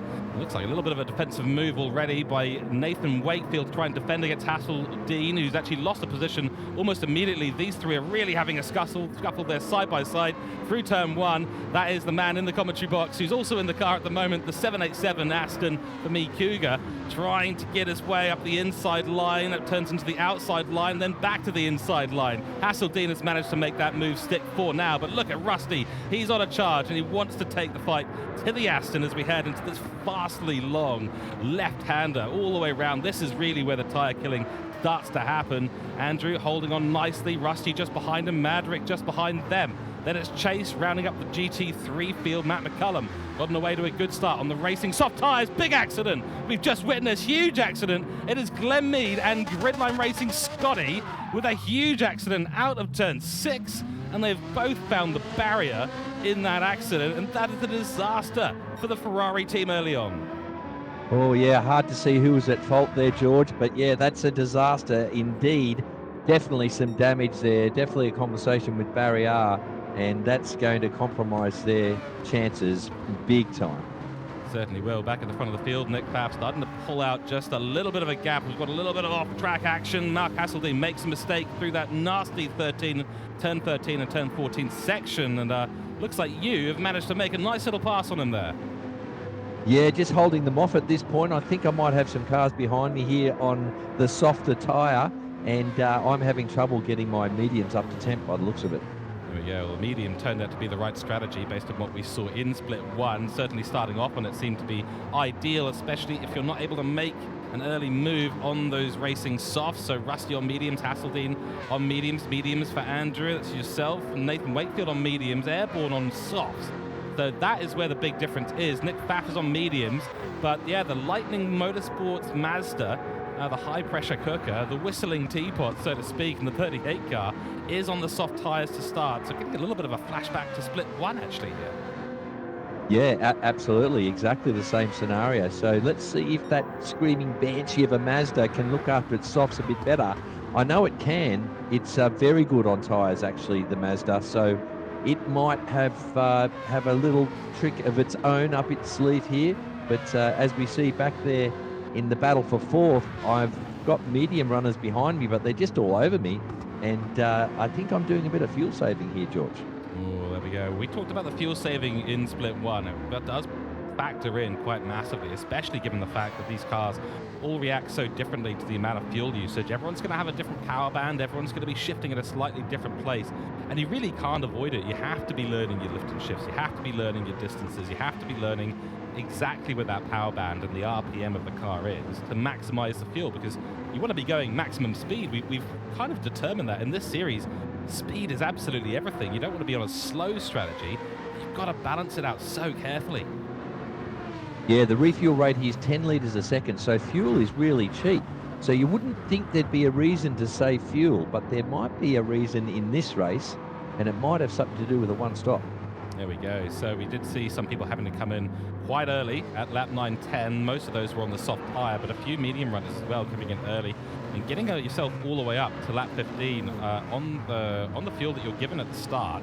Only the Porsche seemed really capable of doing that. So it's these long straights, isn't it? It's the high RPM nature of the circuit that really starts to suck the fuel. Yeah, it does cost time to short shift and save fuel around here, so it's hard to bring yourself to do it. But the Me Cougar supercomputers have been hard at work, and they've got me on a strategy here. There is a very good reason why I'm holding up the field, so to speak, at the moment. But we just want to watch tyres and fuel as this stint unfolds, and we'll see how the dust settles after about lap 10 or 12. Excellent, I love it. So yes, doing the Fernando Alonso at Monaco, slightly wider track than Monaco, of course, but Fernando Alonso can back up the field to 20 seconds at Monaco. Surely we'll see some of the drivers managing to do that. Taking a look at the Group 4 standings right now, and McCallum is in the lead by quite some distance, actually.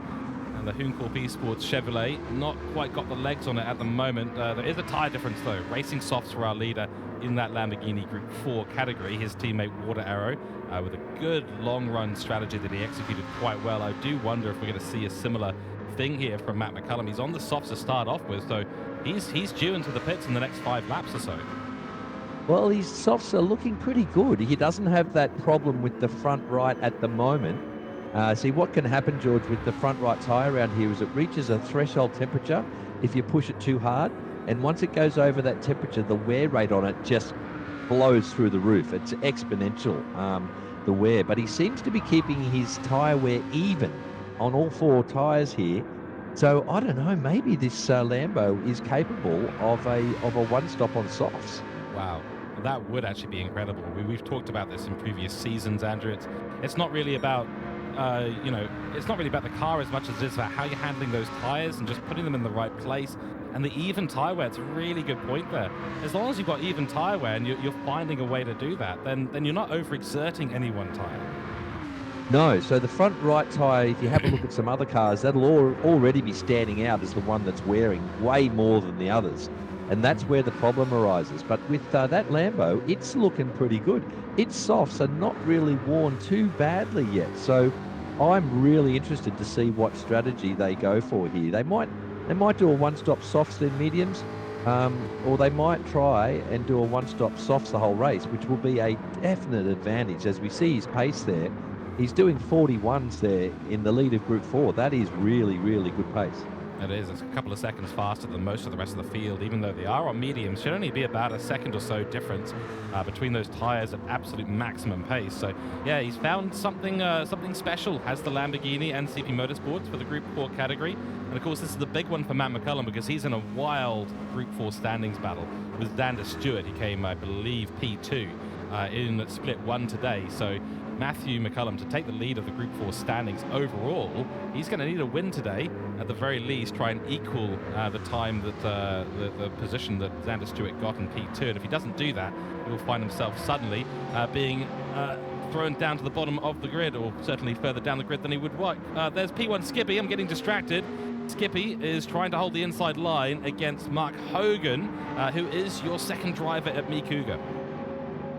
Yeah, nice clean move there into turn 1 by the BMW driver, but it's not over yet as the Aston is coming back at him, tucks in behind, unfortunately, through this tricky high-speed S section.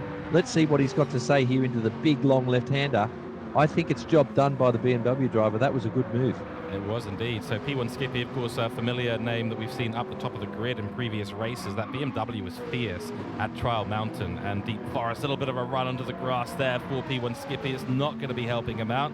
Slightly dirty tyres as we head into the really tricky part of this circuit. Turns 8 and 9. Get this wrong, Ando, and it'll launch you into the Shadow Realm.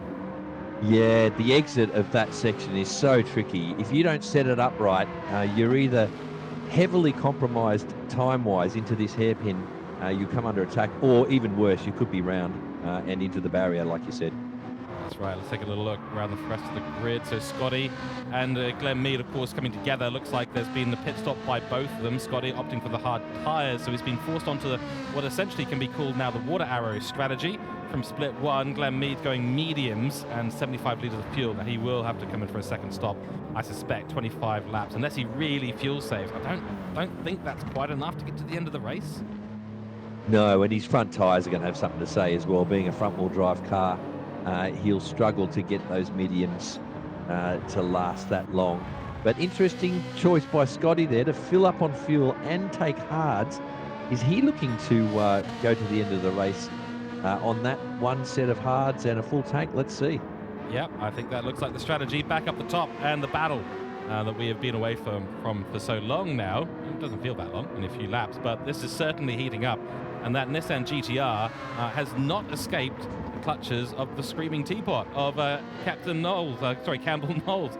And that, yeah, obviously the soft tyres are going to be starting to bleed, but I have to admit, your call earlier on, Andrew, Mazda is really good on the tyres.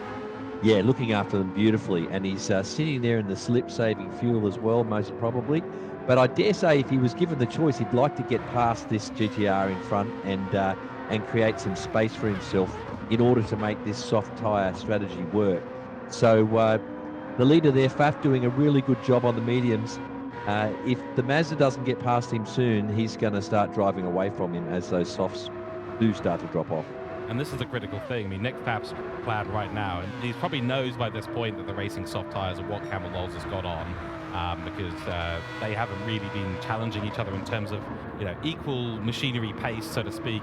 Nick Pfaff, of course, one of the top drivers in the league. Campbell Knowles certainly no slouch at all, but not usually the man that we see up in the top three. But he's on the right strategy today, and Nick Pfaff will need to hold this man up as much as possible. Though there is, I guess, a double-edged sword a little bit. If you're in the lead and you've got that clean air, it's a little bit easier to overexert the tyres. So you've got to maintain such a cool head. Yeah, so Airborne there, he's got to sit there in second and drive to a strategy. He can't push that front right tyre too hard. But yeah, Pfaff in the lead there, looking in his mirrors. Probably doesn't need to look. He can probably hear that Banshee behind him from where he's sitting. But he would have figured out by now that his opponent behind him has the softs. And that's why he's stuck with him. But he'd be more worried about the cars in third and fourth, I think. He'll be wondering what's going on back there. And he'll be thinking about strategy and has he chosen the right one. And at some point, he's going to expect to drive away from Airborne. And he's going to have to just start thinking about what lap is he going to come in. Well, that's such a good point, because the Jaguar of Captain Snooze, that's Nathan Wakefield for Black Rose Racing. He has been a little bit of a dark horse in this series so far. And just when you don't want him to be there, he seems to appear out of the woodwork. So that Jaguar is not a bad car by any means. And look at the tyre life of the racing medium tyres. A little bit of abuse on that front right at the moment, but fuel's looking okay at the moment. Got yourself chasing him down at the minute, but I don't know, you guys are on the same strategy or similar strategy. Certainly you're starting to escape the rest of that Group 3 category. Yeah, the cars in fifth and lower, I think, are starting to struggle on tyres. But yeah, Captain Snooze there, he's a sneaky fast driver, isn't he? I think that might be a little bit of a favourite car of his too, the Jag. Interesting choice of car to go with the Jag for this series. But obviously he likes it, he's fast in it, and yeah, he's got sneaky pace, and he's looking good at the moment for a podium spot. I say at the moment, comparing him between P3 and P4, he's got slightly worse off in terms of tyres and slightly worse off in terms of fuel. So your strategy at the moment seems to have been executed on track very, very well. This is what I was saying actually on comms early on the season before you jumped into the commentary box here. As I was saying, look, he might have started in fifth place, but just wait till the strategy starts to figure itself out at the end. It didn't quite eventuate in the early parts of the season, but this is looking good so far for you. And look at the tyre wear there, very, very even all the way through as GLR Scotty gets out of the way into the final corner, and through goes that 787 Aston Martin. Yeah, so what we see with the tyre model these days, George, is that once any tyre, doesn't matter what compound it is, once it gets to about a third to a half worn, the pace is dropping off significantly. So my brief from my engineer this race was to keep that front right tyre nice and cool at all times and really look after it so that I would minimise the drop-off in lap pace. So I'm giving up some lap pace here at the moment in order to look after my front right tyre, and let's see how it pans out. Indeed, looking a little bit further upfield, Campbell Knowles and Nick Pfaff making their way past Glenn Mead. Glenn Mead, of course, a real-life racer as well, drives a stock UTV in the South Island Endurance Series. I'm actually going to be part of his pit crew next week for their first round north of Christchurch. That's going to be good fun. If you are Christchurch-based, feel free to come out to that on the 17th and 18th of May. He's actually put a TrackSpotTV sticker on the car this year as well, which is really, really exciting for us at TrackSpotTV to have essentially a real-world partnership slightly to look up to. Nonetheless, Pfaff still looking a little bit, I don't know, he's under pressure, but I don't think he's really exhibited any of the symptoms that we'd usually associate with pressure. He's not driving off the track, he's not having moments. That exit out of 12 there, always tricky anyway. Everyone always overexerts the car and gets the power down a little bit too early. And we've seen a couple of guys like Lewis and Tony Griffin making mistakes out of that corner. Even Matt Donetti was making mistakes out of that in split one. It's a tricky place to get the power down. Nonetheless, let's look through the remainder of the field. Behind the top four, it is Rusty for Rusty Nuts Racing in that Lexus, shooting a flame of fire out of the side of the car. Love the graphics of this game when we go to night racing. He's being chased up by Mark Hasseltine, who has really fallen off the pace on this one. Qualified, I believe, in second or third. Get a double check on that, but he has fallen all the way down to sixth place. Yeah, he must have had a moment. His tyres are looking pretty good. unlike Rusty ahead in the Lexus there, his front right is gone. It is screaming for mercy. So, yeah, something's happened with Hasseldean, I think. He might have had a little mistake or something, because he's way down there in sixth after what was a really good qualifying for him. You'll see what the Hassel 1 Motorsport leader and driver in Split 2 can do. Of course, his teammate P1 Skippy is also down there in the battle and not looking particularly great. I do wonder if it's maybe just the characteristics of the BMW not suiting a circuit like this, although I can't think of exactly why that might be. It's a really good car. It's a strong Group 3 car and a strong Group 4 car. If you shift that Group 4 car in the right spot, it is very quick and very good on fuel. But yeah, the Beamers might just not have the pace at this track. Who knows?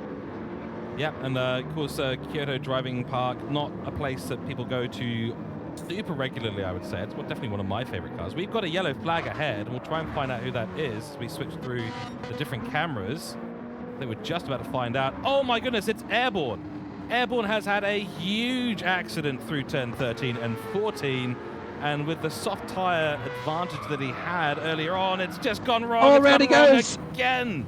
Oh, this is a disaster for Airborne. That's P6 now. Here comes Maverick around the corner. That'll be straight into the pits.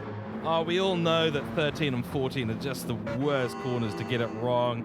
It's straight to the barrier. It's into the shadow realm, and you do not have anyone to get you out.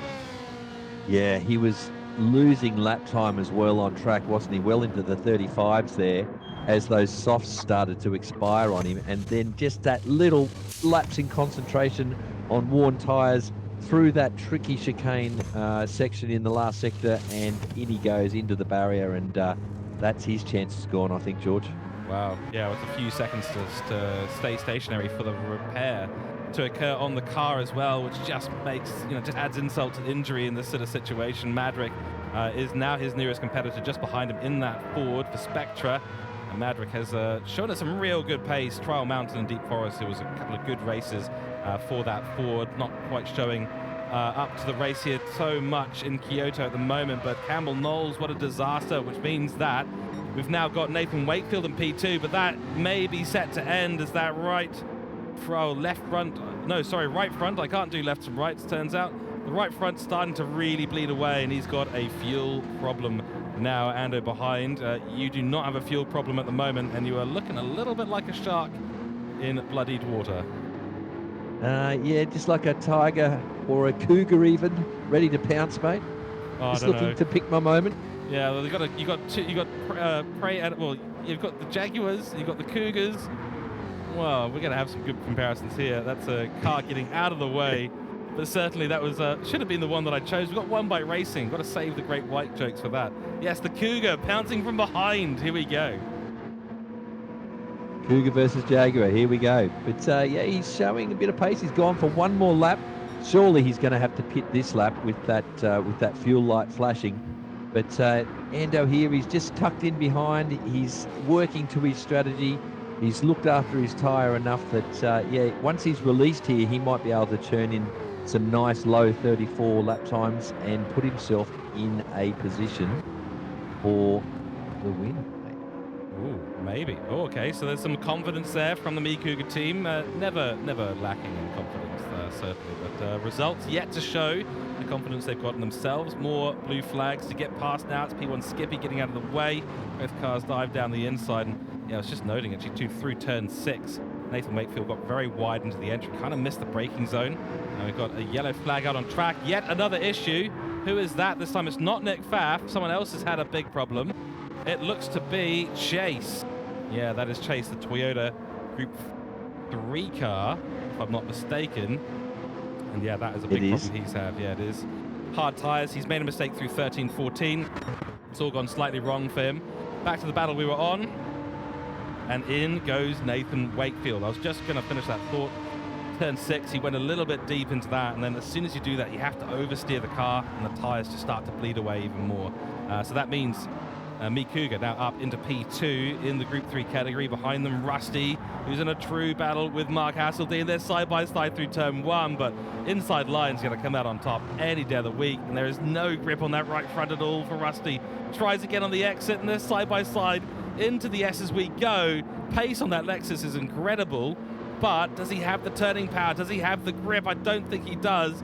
Does make it through there and stays ahead after being overtaken on the inside of turn 1 by the BMW, and somehow he's held on to that. Wow, he's got his elbows out, doesn't he, George? But he is, yeah, they're leaking oil here. They're in the 36s pace-wise. You know, they're really struggling, both of them, I think, on worn front right tyres. Certainly are, and this is the critical part of the race. We're coming up to half race distance. Bit of an excursion over the grass there for Hasseltine. Nathan Wakefield has come out of the pits. He's on the medium tyre for the remainder of the race. I don't know what the supercomputers tell you about that, but certainly split 1, if that's anything to go by, the medium tyres for the second stint are the right choice. Hard's just too slow. Yeah, and mediums can, if looked after correctly, they can last 17, 18 laps. So I'd say most drivers in this race are looking to be on the one stop. Far less strategies at play in this lobby than there was in lobby 1, I think, George. I think that's a good call, yeah. Whether or not we've got information dripping down from the teams, or whether the strategies for the split 2 drivers have just been just a little bit, by complete coincidence, have just been a little bit more similar, which is entirely the case. Of course, split 1, split 2 doesn't represent your overall driver speed, although we do have obviously Gopi in split 1, which kind of puts a little bit of a finger on the scales, so to speak. But it's not determined by your overall pace anymore. We're trying to create the best, most equal, fair, fun racing possible. At the moment, Matt McCullum is one of those drivers putting his finger on the scales as well, certainly in Group 4. I mean, look at the lead he's got. He's miles ahead of Chase at the minute, got nothing else ahead of him except for GT3 cars, and the racing softs have actually served this Lamborghini incredibly well. Yeah, George, have a look at those tyres and have a look at those lap times. Incredibly consistent in the 41s, now just dipping into the 42s as the tyres wear, but he's managing to keep the tyres even, front to back, and he's managing to keep that pace very, very nicely. And he might be one-stopping on softs, George. I think he might be. Wow. I mean, that would be incredible, but you can imagine he could probably get a couple more laps out if fuel weren't a problem. He'll dive into the pits. Oh, next lap, it looks like. He's got enough fuel to make it round once more. It's a little bit of a confusion sometimes. You see the Group 4 cars with less fuel, but they actually use less fuel, less powerful engines, so sometimes it can be a little bit confusing as our race leader comes in on the medium tyres with 2 litres of fuel on board. Yeah, look, he's going to do 14 soft, and he'll look to try and maybe do 16 soft if he pits this lap. So 14 soft, 16 soft, that would be a master stroke if he can pull that off. But Faf in now, definitely had to pit there with only 2 litres of fuel left. Let's see how this washes out at the front here for the Group 3s. We're at that interesting point of the race, aren't we, George? Certainly are. Hard tyres, of course, for Skippy's first stint. He's coming in on 5 litres of fuel, puts Luke Stone slightly further up the field. I think he's already come in for a stop. He has gone onto the hard tyres as well. Glenn Mead getting out of the way of, I believe that's Hasseltine coming on through. Medium tyres for him after that early incident with GLR Scotty. And then it's, of course, Hodges, so Mark Hogan, Bluey, just behind them. So this is actually an epic little battle going on. We'll go and take a look at, the tyres on Nick Pfaff.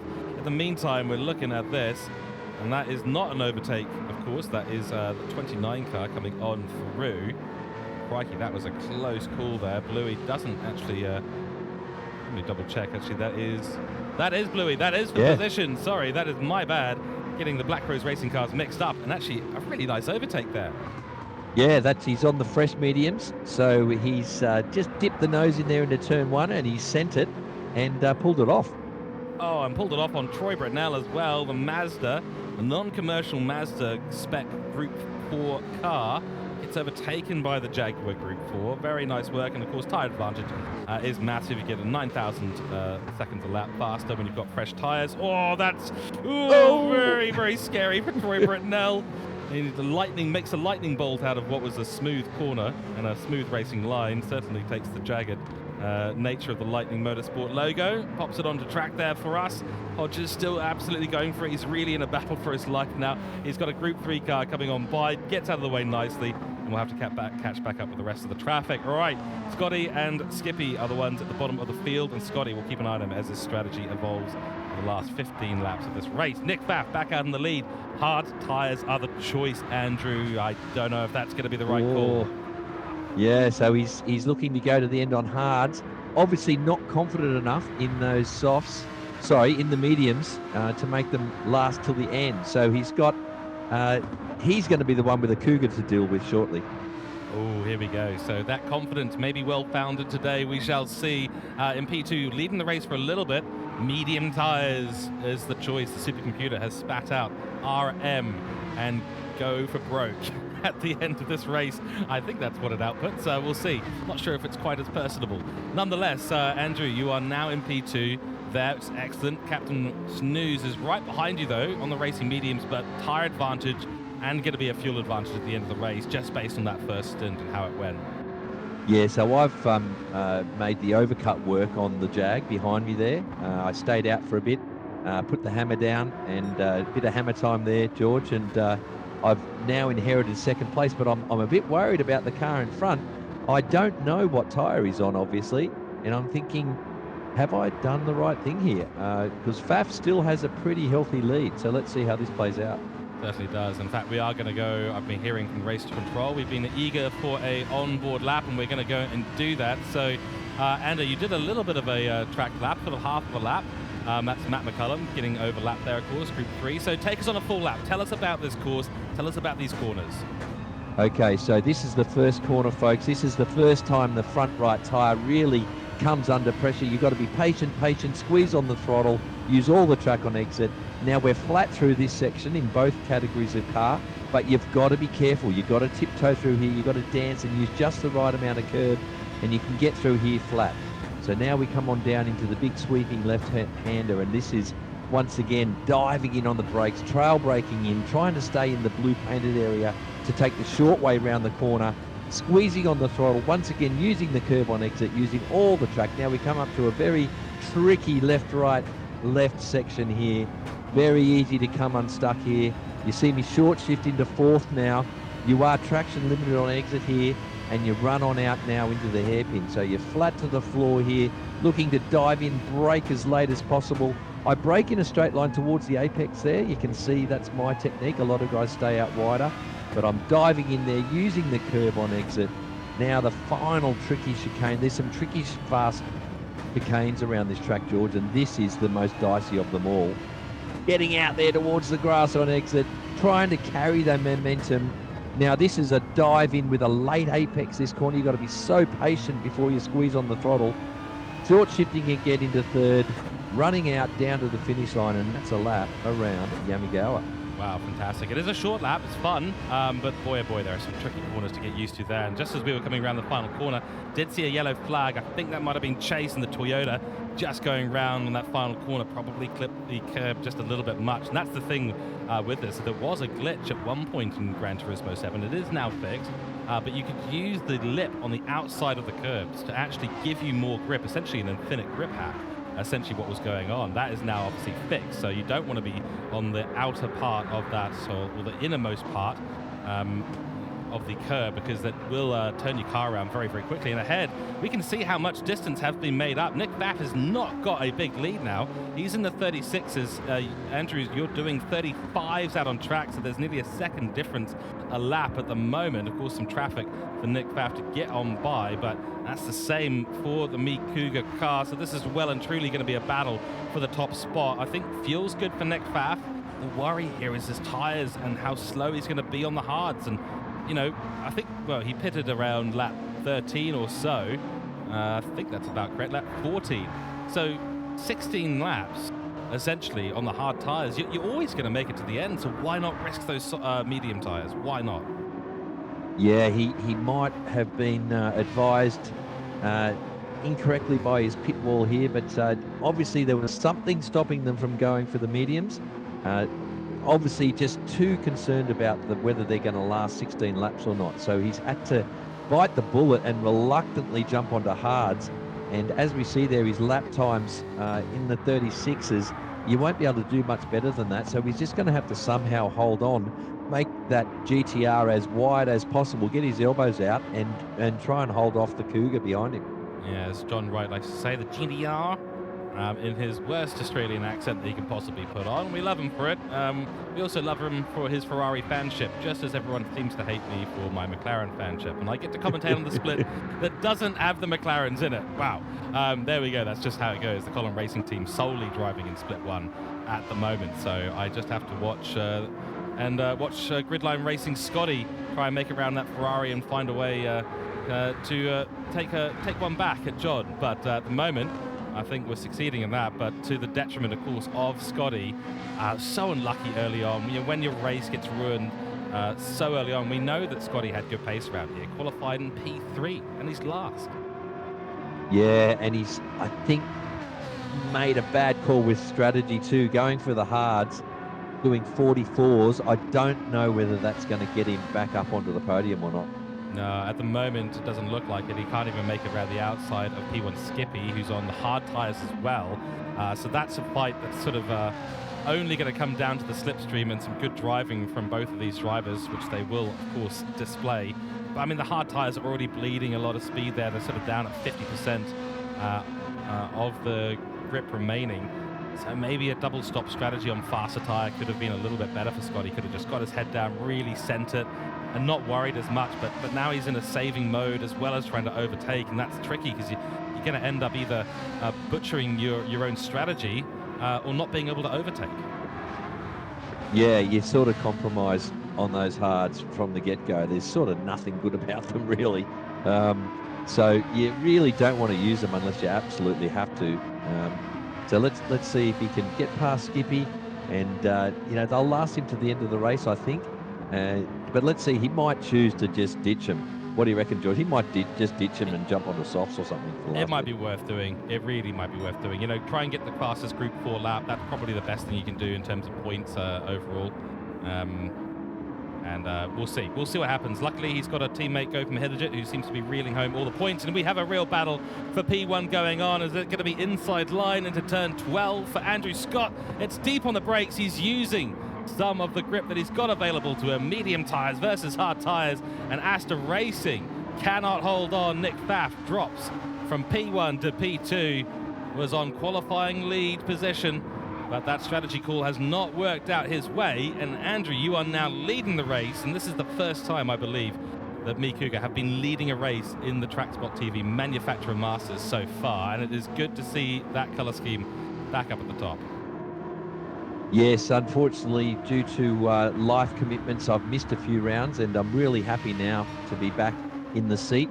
And we saw there that move into the hairpin. I've taken that dive in on the inside. That's my natural braking line anyway.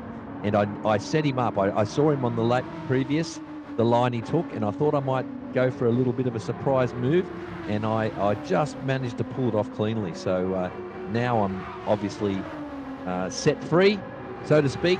A Cougar on the loose on mediums with good fuel and good tyres. I should be good to the end of the race from here, or so I'm thinking. Well, let's see what happens. Confidence so far looking very much founded in reality. And we shall see in the 9 laps time or so. Yeah, that dive into turn 12, and that is the way that I like to take that corner as well whenever I drive. And not to say that I'm some high-quality driver late on the brakes for Nick Pfaff. Wants the position back, and he's fighting hard at the moment. It's going to keep you and that Me Cougar Aston very, very honest through the next couple of laps, unless you can break away. We shall see. But it is one of those ones where the straight after turn 12, which we're just going through now again, is not that long, and I don't think it really helps to widen out the corner because you're not looking to get off the a lot more acceleration or speed onto that curve because it's very weirdly positioned. You really just want to hit the apex and nail the turn, and that's all you're really concerned about as you dive towards 13. Yeah, you're looking to take the shortest way round for sure, and then getting back on throttle on exit. Yeah, taking the wide entry doesn't really benefit you anything there. So I like to take the short way round, and I dive in and trail brake into that apex pretty heavily, and it seems to work for me. I tend to gain time on my opponents through that section.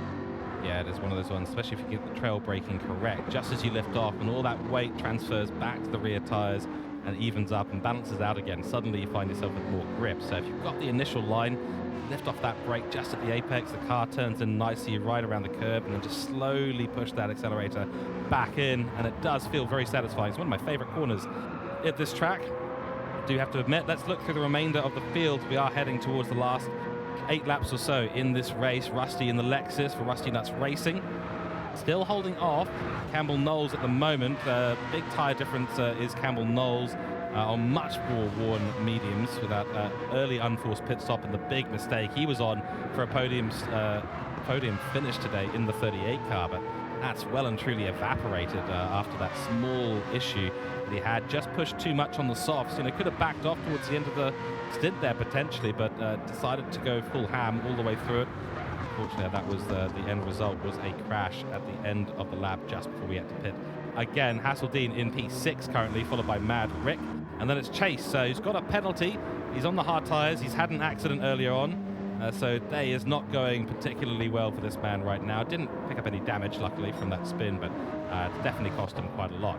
Meantime, Matt McCullum doing his best Gopi Mahindra impression at the moment.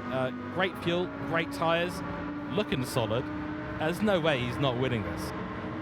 Yeah, he's putting on a Mahindra class here, but he hasn't gone for the softs, George. He's gone for mediums.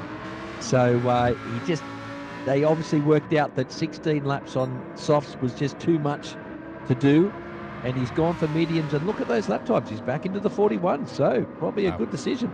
Oh, I think this just feeds back into the conversation about the medium tyres being the new softs. I mean, the Lamborghini here clearly made it work. Matt McCullum's driven brilliantly in that first stint that he did on the soft tyres, but now on the mediums, and he's just as quick. So why didn't you start on the mediums? Just go for it. They seem to be just as good.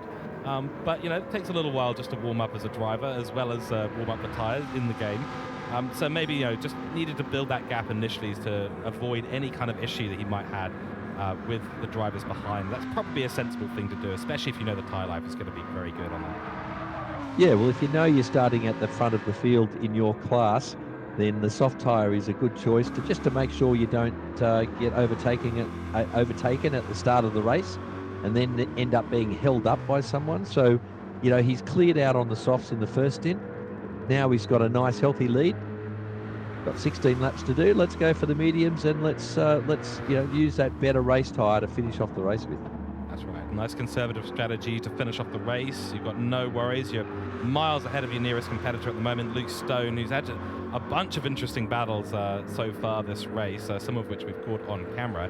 Racing hard tyres for him, plenty of fuel to the end, and got a decent gap as well over Glenn Mead, who's on the medium tyre and will be pitting again by the looks of it. Actually, now that the words come out of my mouth, Andrew, he's got enough fuel, but that medium right front is going to be gone by the end of this race. Yeah, as we saw there with a couple of cars, Stone's in the same boat. He's on hards, but he's obviously just over-temped that front right, and the tyre wear on that particular tyre then runs away. And so we see it here with Bruce as well. He's into the 44s now on the mediums, but he's only got 8 laps to go. Does he pit? Oh, yeah, who knows? Well, let's see what they decide to do here. It's a line ball. It's a coin toss. It is, and here comes the leaders on through. Troy Britnell, that's Nick Pfaff making his way. Is actually an overtake going on at the moment? No, it's not. Ando is well clear of this group already. Nick Pfaff trying to make his way through. It's such an awkward place to do it. They've got so much more speed out of and through the chicane. Is Nick Pfaff getting through successfully? Captain Snooze is the next one, and actually Captain Snooze is massively caught up to that GTR. Astor Racing really struggling on the hard tyres at the moment, so the medium call for both Ando and Nathan Wakefield working out at the moment. Nathan Wakefield could be on to put Black Rose Racing on the top part of the podium. P2 is well within his grasp at the moment. Troy Britnell as well, similar thing, that those tyres are just absolutely being destroyed. That is the key, as it always really has been, unfortunately, especially at a circuit like this. The right front is going to determine how fast you are, and when they get over temperature, that is it. And unfortunately, same goes for the Mi Cougar car in P13 currently. Yeah, it's car specific. So some cars, particularly in the Group 4 category, there's just nothing you can do to look after that front right tyre. You've just got to live with it. And look at that. That's about the worst we've seen, isn't it? Look at his rear left. Plenty of life left on it. But his front right is absolutely dead. And it's all because of this tyre model that the game now has, and it's just a temperature thing. Some of us have got apps on our phones that will tell us our tyre temps, and you've got to really keep them well below that 85-degree mark. The minute they get up above that, something around there, then the tyre wear rate just goes through the roof. It skyrockets. Yeah, I noticed this the last time I drove in Porsche GT3 series. I think that was at MotorMotion E-Series, in fact, when Kung Fu Racing was still on the grid as a team.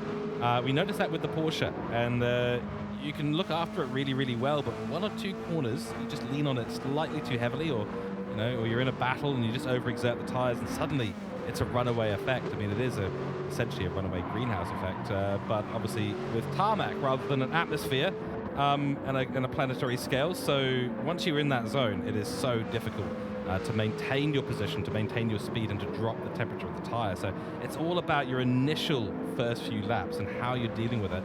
And in this case, Mark Hogan not really on the right side of that equation at the minute, but still holding on to P13 nicely. Gridline Racing Scotty in a battle. That's not a battle. He's being blue flagged. There goes Rusty. There goes another couple of other cars too, but he's made his way back up to P14. In comes Hodges for new, fresh tyres. No surprise there. Another whole bunch of GD3s making their way past. Beautiful scenes. Love this multi-class racing. And let's take a look now back at the top of the field. Hodges, Mark Hogan coming into the pits. Fresh tyres for him. Andrew, you are still leading the race. No surprise there right now. Nick Pfaff is really well and truly within the clutches of Nathan Wakefield. And this is going to be a great battle to the end. And also, just while I've got you on comms here, do tell us your thoughts about this multi-class racing in MotorMotion. It is such a pleasure, I think, to have this on our screens. Yeah, it brings another dimension to it, doesn't it? It makes for really good viewing. And as a driver in the series, it's pretty cool as well, because the brief that we get as drivers is that the Group 4 cars do not have to yield. They will hold their line. Of course, they're not allowed to defend or hold up a Group 3 car or block them in any way, but they do not need to yield under blue flags. So they just hold their line, and it's incumbent on the Group 3 driver behind to get past them cleanly. Now, they can do it quite easily because they are much better under brakes. They're much faster in a straight line. So if you have the patience, you can easily just drive completely around a Group 4 car down any straight, really. But as we've seen today, sometimes the Group 3 drivers lack a little bit of patience, don't they, George? And they need to get past. They don't want to lose any lap pace to their competitors around them. So sometimes they go for moves that are a little bit dicey, and they can end in tears. But luckily enough today, they've made them all stick, and there hasn't been any real disasters, I don't think. No, not so far. I mean, I think Sardinia, we saw a couple of GT3, GT4 incidents, but mostly minor. It's usually just a bumping of doors when they're side by side with the Group 4 car, maybe not fully aware of how quick the GT3 is going to be out of the corner. But then there's also the opposite. There's when you're in a battle and you're in a Group 4 car and there's battle, what do? You don't want to yield. You can't get off the racing line. If you're suddenly finding a Group 3 car in the mix, you can suddenly lose out a battle. And we saw the opposite at the end of Split 1 with Matt Donetti getting held up by Michael Brill, the final corner when he had a chance against Robinson for a podium position. Nothing he can do in that situation, and nothing the Group 4s can do in that situation. So there's an extra element in racecraft strategy that I think is probably a fairly rare thing to be engaging with in GD7, just given the nature of most lobbies that you'd go into. A 16-group lobby, you'd go in there all with the same category of cars for the most part, but seeing proper multi-class racing is usually limited to the leagues that do endurance races or the leagues like MotorMotion that have brought in a short-form series multi-class. Yeah, I like it. I like it a lot, and hopefully it's proving to be good viewing as well. But as a driver, it just brings another dimension to the whole thing. So as we saw there, last turn of the last lap in the previous lobby, it all came to a head, didn't it? And poor old Donetti, the last thing he needed there was some Group 4 traffic. So I really feel for him. He had a chance there, I think, to get back on the podium, but it just wasn't to be. Sometimes that's racing, George. Well, and as much as it's the wrong side of the coin for Mark Donetti, it was the right side of the coin for Robinson. He would have been very happy to see the Group 4 traffic as we see Mark Asseldine dive into the pits on medium. So it goes both ways, I suppose, doesn't it? That's right. You can make it work sometimes. So, as long as it's all done within the rule set, then my hat's off to them. Exactly. Yeah, yet again, for another MotorMotion E-Series, we are... MotorMotion E-Series, I should say, we are seeing some fantastic racing out on track, very respectful as always, and this is one of the big points, I think, for those wanting to get into league racing, which is by far the most fun format of racing available to sim races at the moment. MotorMotion E-Series is the standard of driving that is displayed here, and the way that it's run in the background, absolutely second to none, in my opinion. Yet again, for this only 6-round season, so it is a short season, comparable to size to the Carrera Cup, which happened earlier on in the year. The driving standard has been incredibly high and makes me look forward very much to the TCR and GD3 championships coming up later this year. Matt McCullum still leading the way in the Group 4 category with 3 laps remaining. Luke Stone coming across the line in a few corners' time. The tyres are just looking oh so beaten up, and there's not a small distance though between Luke Stone and Bruce the Shark, so both of them I think just need to take it really easy, just make it to the end of the race. You'll be on the last lap in a few moments time. Let's see, on lap 29, so it is the penultimate lap. You are leading the way, tyre life is looking good, fuel's looking good, and at this point I'm guessing you're feeling pretty good in the cockpit. Yeah, I'm very happy with how the race has turned out. Interested to see the elapsed time for the race compared to Lobby 1. Always looking to compare myself to Gopi, as you know, and the other fast guys like Lewis and Donetti. So looking to see if I can pull off a pretty good overall race time to sort of send a message, to shoot one over the bow of my opponents. But that race time and that two-stop strategy that Mahindajit pulled off resulted in a very quick race time. So it'll be very hard for me to beat that, but trying to match it. Certainly, and Gopi's consistency, the 34s that he was putting in nearly all the way through the race, just unbelievable consistency. There have been tracks that obviously haven't worked out for him. Sardinia, he looked like a totally different driver. Looked only A+ there, whereas in the other races he's really looked almost S-class, I would argue. Nonetheless, there may be a couple more tracks that he's not so good at. Dragon Trail Seaside can throw a curveball at anyone. That's round 5 coming up for your viewing pleasure next week. And we'll return to Saturday broadcast. Today's Sunday. We have a few delays with our commentary team. And actually, before I throw my team under the bus, that's me having to delay things, unfortunately, was away. But yeah, round 5 Dragon Trail Seaside can catch nearly everyone out. So we shall see. On to the final lap we go. 30 out of 30. Looking to be just under a 50-minute race today.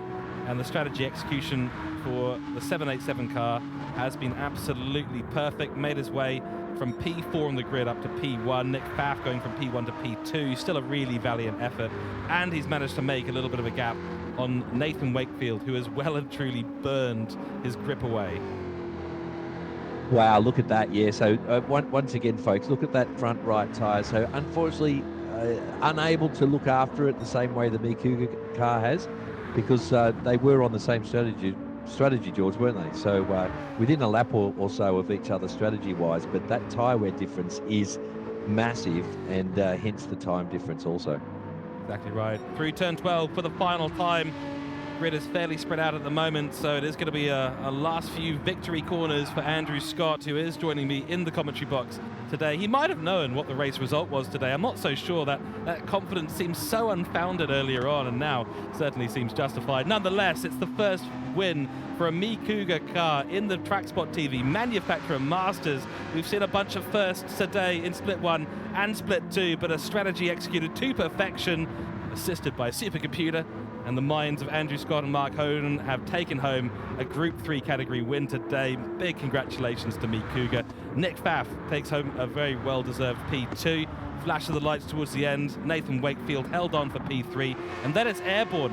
What a drive back this man has had. He has gone from nearly getting to the top of the podium at the end of this race to basically last place, and he's driven it all the way back. So Campbell Knowles showing a credible amount of pace today, but not enough to get back into the top 3. Still, nonetheless, and that Mazda done incredibly well. Rusty brings home a great P5 result for his team. And then it's Mark Hasseldine, the BMW's not having the day out that they wanted today. And he has gone from leading our Group 3 standings overall, or equal standings with Gopi, to unfortunately starting to drop away from that battle. Madrick in 7th place. 8th will be Chase. And then there's this man right here. He's got a few corners still to go. But Matt McCullum has been absolutely stonking today. That is the word, I believe. he has been absolutely incredible, unchallenged in Group 4. Luke Stone and Brucey will take home P2 and P3 in the Group 4 category for Split 2, but this man has just put on a whirlwind show today. Been completely unchallenged through the race, managed his tyres on the softs beautifully early on, still got great evening tyre life on those mediums. He could run for another 30 laps and still be good. But CP Motorsports will take home a Group 4 category win in Split 2, and that is a very happy man in the cockpit over there. Let's head to our results. All right, a little bit of a mix-up there on the standings screen, but we have got that all sorted, and here are your Split 2 Group 3 results. Andrew Scott on top for me, Cougar. First win for him and the team, 18 points for that. Then it's Nick Pfaff with the fastest lap of the race by the looks of it for Astor Racing, 17 points to his name. Then Nathan Wakefield, Black Rose Racing, executed a similar strategy, just couldn't catch up to Nick Pfaff at the end. Campbell Knowles went from P2 in qualifying all the way to the bottom of the grid. He was challenging Nick Pfaff through the early parts of the race. A small mistake at the end of his soft stint cost him a better position today. Nonetheless, a great drive from him. Craig Harcourt in P5, followed by Mark Hasseldine, Ricky Atwell, and Aidan Chase rounding out your Group 3 grid. Ando, before we jump onto the Group 4 standings, let's talk driver of the day today. And sidestepping your inevitable bias, and you're more than welcome to give it to yourself because it was an incredible strategy executed. Give us your thoughts on today's race and let us know who your driver of the day is. Yeah, although very happy with my result, I can't really give it to myself, can I? That'd be a bit of a dick move. So I'm going to give it to Campbell Knowles, honorably airborne, for a nice point salvage. Well, let's call it that. He had that unfortunate mishap in the first stint, but he's brought it back with that Mazda, and he's managed to salvage some points. So a good back half of the race for him, and I'll give him my driver of the day. Yeah, and I'm going to agree with that, Campbell Knowles. It's a good drive back through the field. We know how much pace he's had at this, so it's a real shame that he wasn't able to avoid a mistake. And if he had, I mean, he'd be right up there with Nick Pfaff, potentially a P2. Don't know if there was going to be enough in that Mazda to hold off the Mikuga strategy today, but nonetheless, Campbell Knowles, driver of the day for Split 2 Group 3 chat. Do let us know in the YouTube chats you are watching on MotorMotion E-Series YouTube, as well as the TrackSpotTV YouTube. So give us an idea in chat who your driver of the day is. Let us know your thoughts on the race. Let's go to our Group 4 results. Matt McCullum, fastest lap for that category, 20 points to his name, and the win. Qualified on pole. Absolutely brilliant. Nothing more to say there. Perfect weekend for CP Motorsport in Split 2 Group 4. Luke Stone managed to pick up P2 for Hooncorp Esports, followed by Glenn Mead, One Bite Racing, which actually, got to be honest, he was involved in that early incident with Scott Taylor. Both of them have made it back up through the field very, very well. I think Scotty probably came off that accident in turn 1 a little bit worse off than Glenn, but Glenn certainly a great drive back to P3 in this race for One Bite Racing. Scott Taylor in P4 for Gridline Racing, Troy Britnell for Lightning Motorsport in P5, and P6 Mark Hogan for Me Cougar, Dave Crook in P7 for Hassel One Motorsport, and Steve Smith for Black Rose Racing in P8. Right, well, let's talk about Group 4, Andrew. That was a pretty one-sided affair. So it's perfect weekend versus recovery drives here, I think. Yes. I mean, really good result for Glenn Mead there to get back up on the podium in that front-wheel drive Audi. He really would have had a task ahead of him to look after his front tyres. So well done to him. Scotty Taylor also, great comeback. But I can't deny the clinic that was put on by the winner there, Matt McCullum.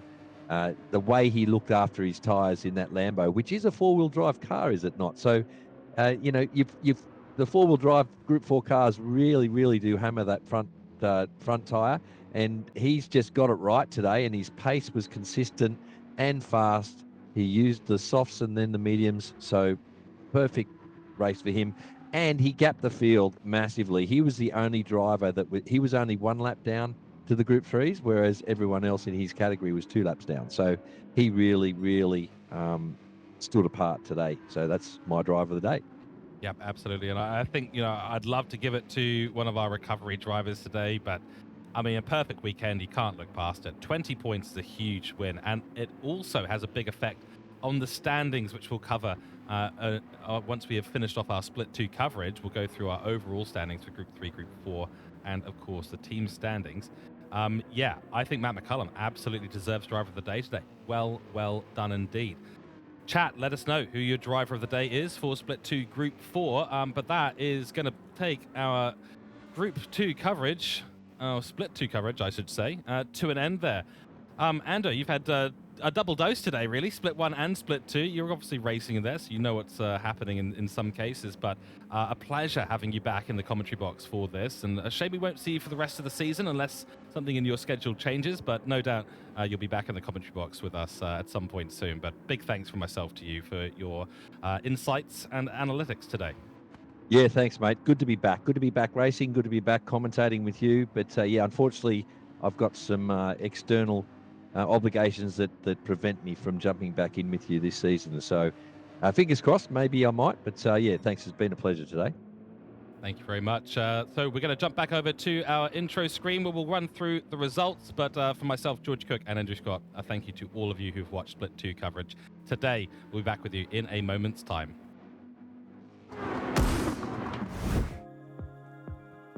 Well, what an absolutely fantastic bit of racing we have had today.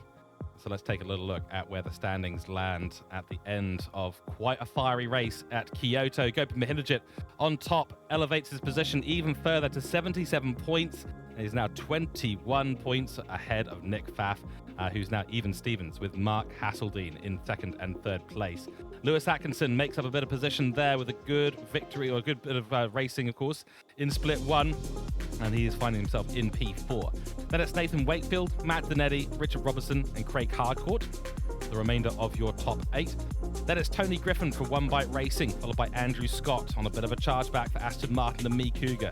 Campbell Knowles missed out narrowly from a great result today, but Lightning Motorsport is still in 11th position with him in Group 3. Then it's Ricky Atwell, Riley Nicholson, Mitchell Collin, Aidan Chase for Team Capital, and Nicholas Williams rounding out your top 16 for Group 3. Taking a look at the Group 4 standings, and Matt McCullum, well, he has put himself in the box seat. Still a close battle at the top here, but CP Motorsports and Matt McCullum are leading by 5 points as we head into the final couple of rounds of the season. Xander Stewart for Yugen Global. It was going to be a toss-up whether it was going to be him or Matt McCullum on top, and Yugen have found themselves in P2 with Xander Stewart in Group 4. Glenn Mead and One Bite Racing still on the charge and ahead of Michael Brill, which is key for his race throughout the remainder of the season. Michael Brill, P4, followed by Blake Williamson in that McLaren. A good result for him too, and he's still in it, that top 3 battle. Scott Taylor, a disaster today, unfortunately for him. Could have been so much more, but 44 points to his name in P6, followed by Luke Stone in P7 and Shane Addard in P8. Looking at the remainder of the Group 4 standings, it's Dave Crook for Hasselone Motorsports in P9, followed by Graham Splint in P10 for Spectra. Then it's Troy Britnell for Lightning Motorsport in P11, Mark Scarborough for Team Capital in P12, Mark Hogan, Dylan Scarborough, Bryce Kentwell, and Stephen Smith, the remainder of your Group 4 standings. Taking a look at the team standings, this is where it's at. 6-point lead. Gone from a 1-point lead to a 6-point lead. And Ferrari and Gridline Racing are starting their true charge to the death of the season. 2 races to go. Can they hold on and be the manufacturer masters for Season 1? Honda and Yugen Global are 6 points behind, so we shall see if Honda can hold on, get themselves to the end of the season, and maybe ahead of those Ferraris. The Lamborghinis of CP Motorsports on 101 points, 14 points off that top 2 spot. And then Chevrolet right behind them. So the 1-point gap here, Hoon Corp versus CP Motorsports. That is a battle of the ages if you know anything about Oceanic GT7 racing. Porsche are in 5th place for MotorMotion Racing Team, 4 points off. Then 3 points behind them, it is One Bite Racing and the Audi. Nissan Astra Racing, 1 point behind on 92 points. And BMW Hasselone Motorsport, 6 points off the back in P8. Looking at the bottom 8 standings at the moment, Jaguar and Black Rose Racing in P9, followed by McLaren in P10, Column Racing Team. Then it's Lightning Motorsport and the Mazda team in the 11th position, followed by Rusty Nuts Racing in their Lexus in P12. 1 point gap there between that team. And P13, Ford, Spectrum Motorsport. Equal points with Aston Martin, the Me Cougar driver development team in P14. And then it's Toyota Team Capital in P15. And last place, Mercedes-Benz Sparrow Racing Team. So that is our coverage, of course, of round 4 all done. Looking forward from here on the Tuesday, the May 13th. That'll be the Saturday broadcast that week. Round 5 at Dragon Trail Seaside. Will Death Chicane catch someone out? We shall see. 30-lap race at sunrise for that one. And then, of course, we look ahead a couple of weeks from now to our finale, where we'll be calculating the final results of the season. What an incredible series this has been so far. And that, ladies and gentlemen, is it from myself here, George Cooke, and thank you to my commentary team today. John Wright leading us away in Split 1, and Andrew doing the double stint today in Split 1 and Split 2. Go and check out www.motormotioneseries.wordpress.com for all the upcoming series and registration and information. Check out the MotorMotion E-Series YouTube, Facebook, and Discord. And a big thanks to our primary sponsor for this series. It is TrackSpotTV. Go and check us out on TrackSpot.tv, the website. You can get yourself signed up for some broadcasting for your sim racing league. And if you're interested in joining our commentary and broadcasting team, you can also register your interest there too. That is going to be us today, so we'll leave you there. Big thanks to you all. Have a good rest of your weekend, and we will see you, of course, for the next round. Good night.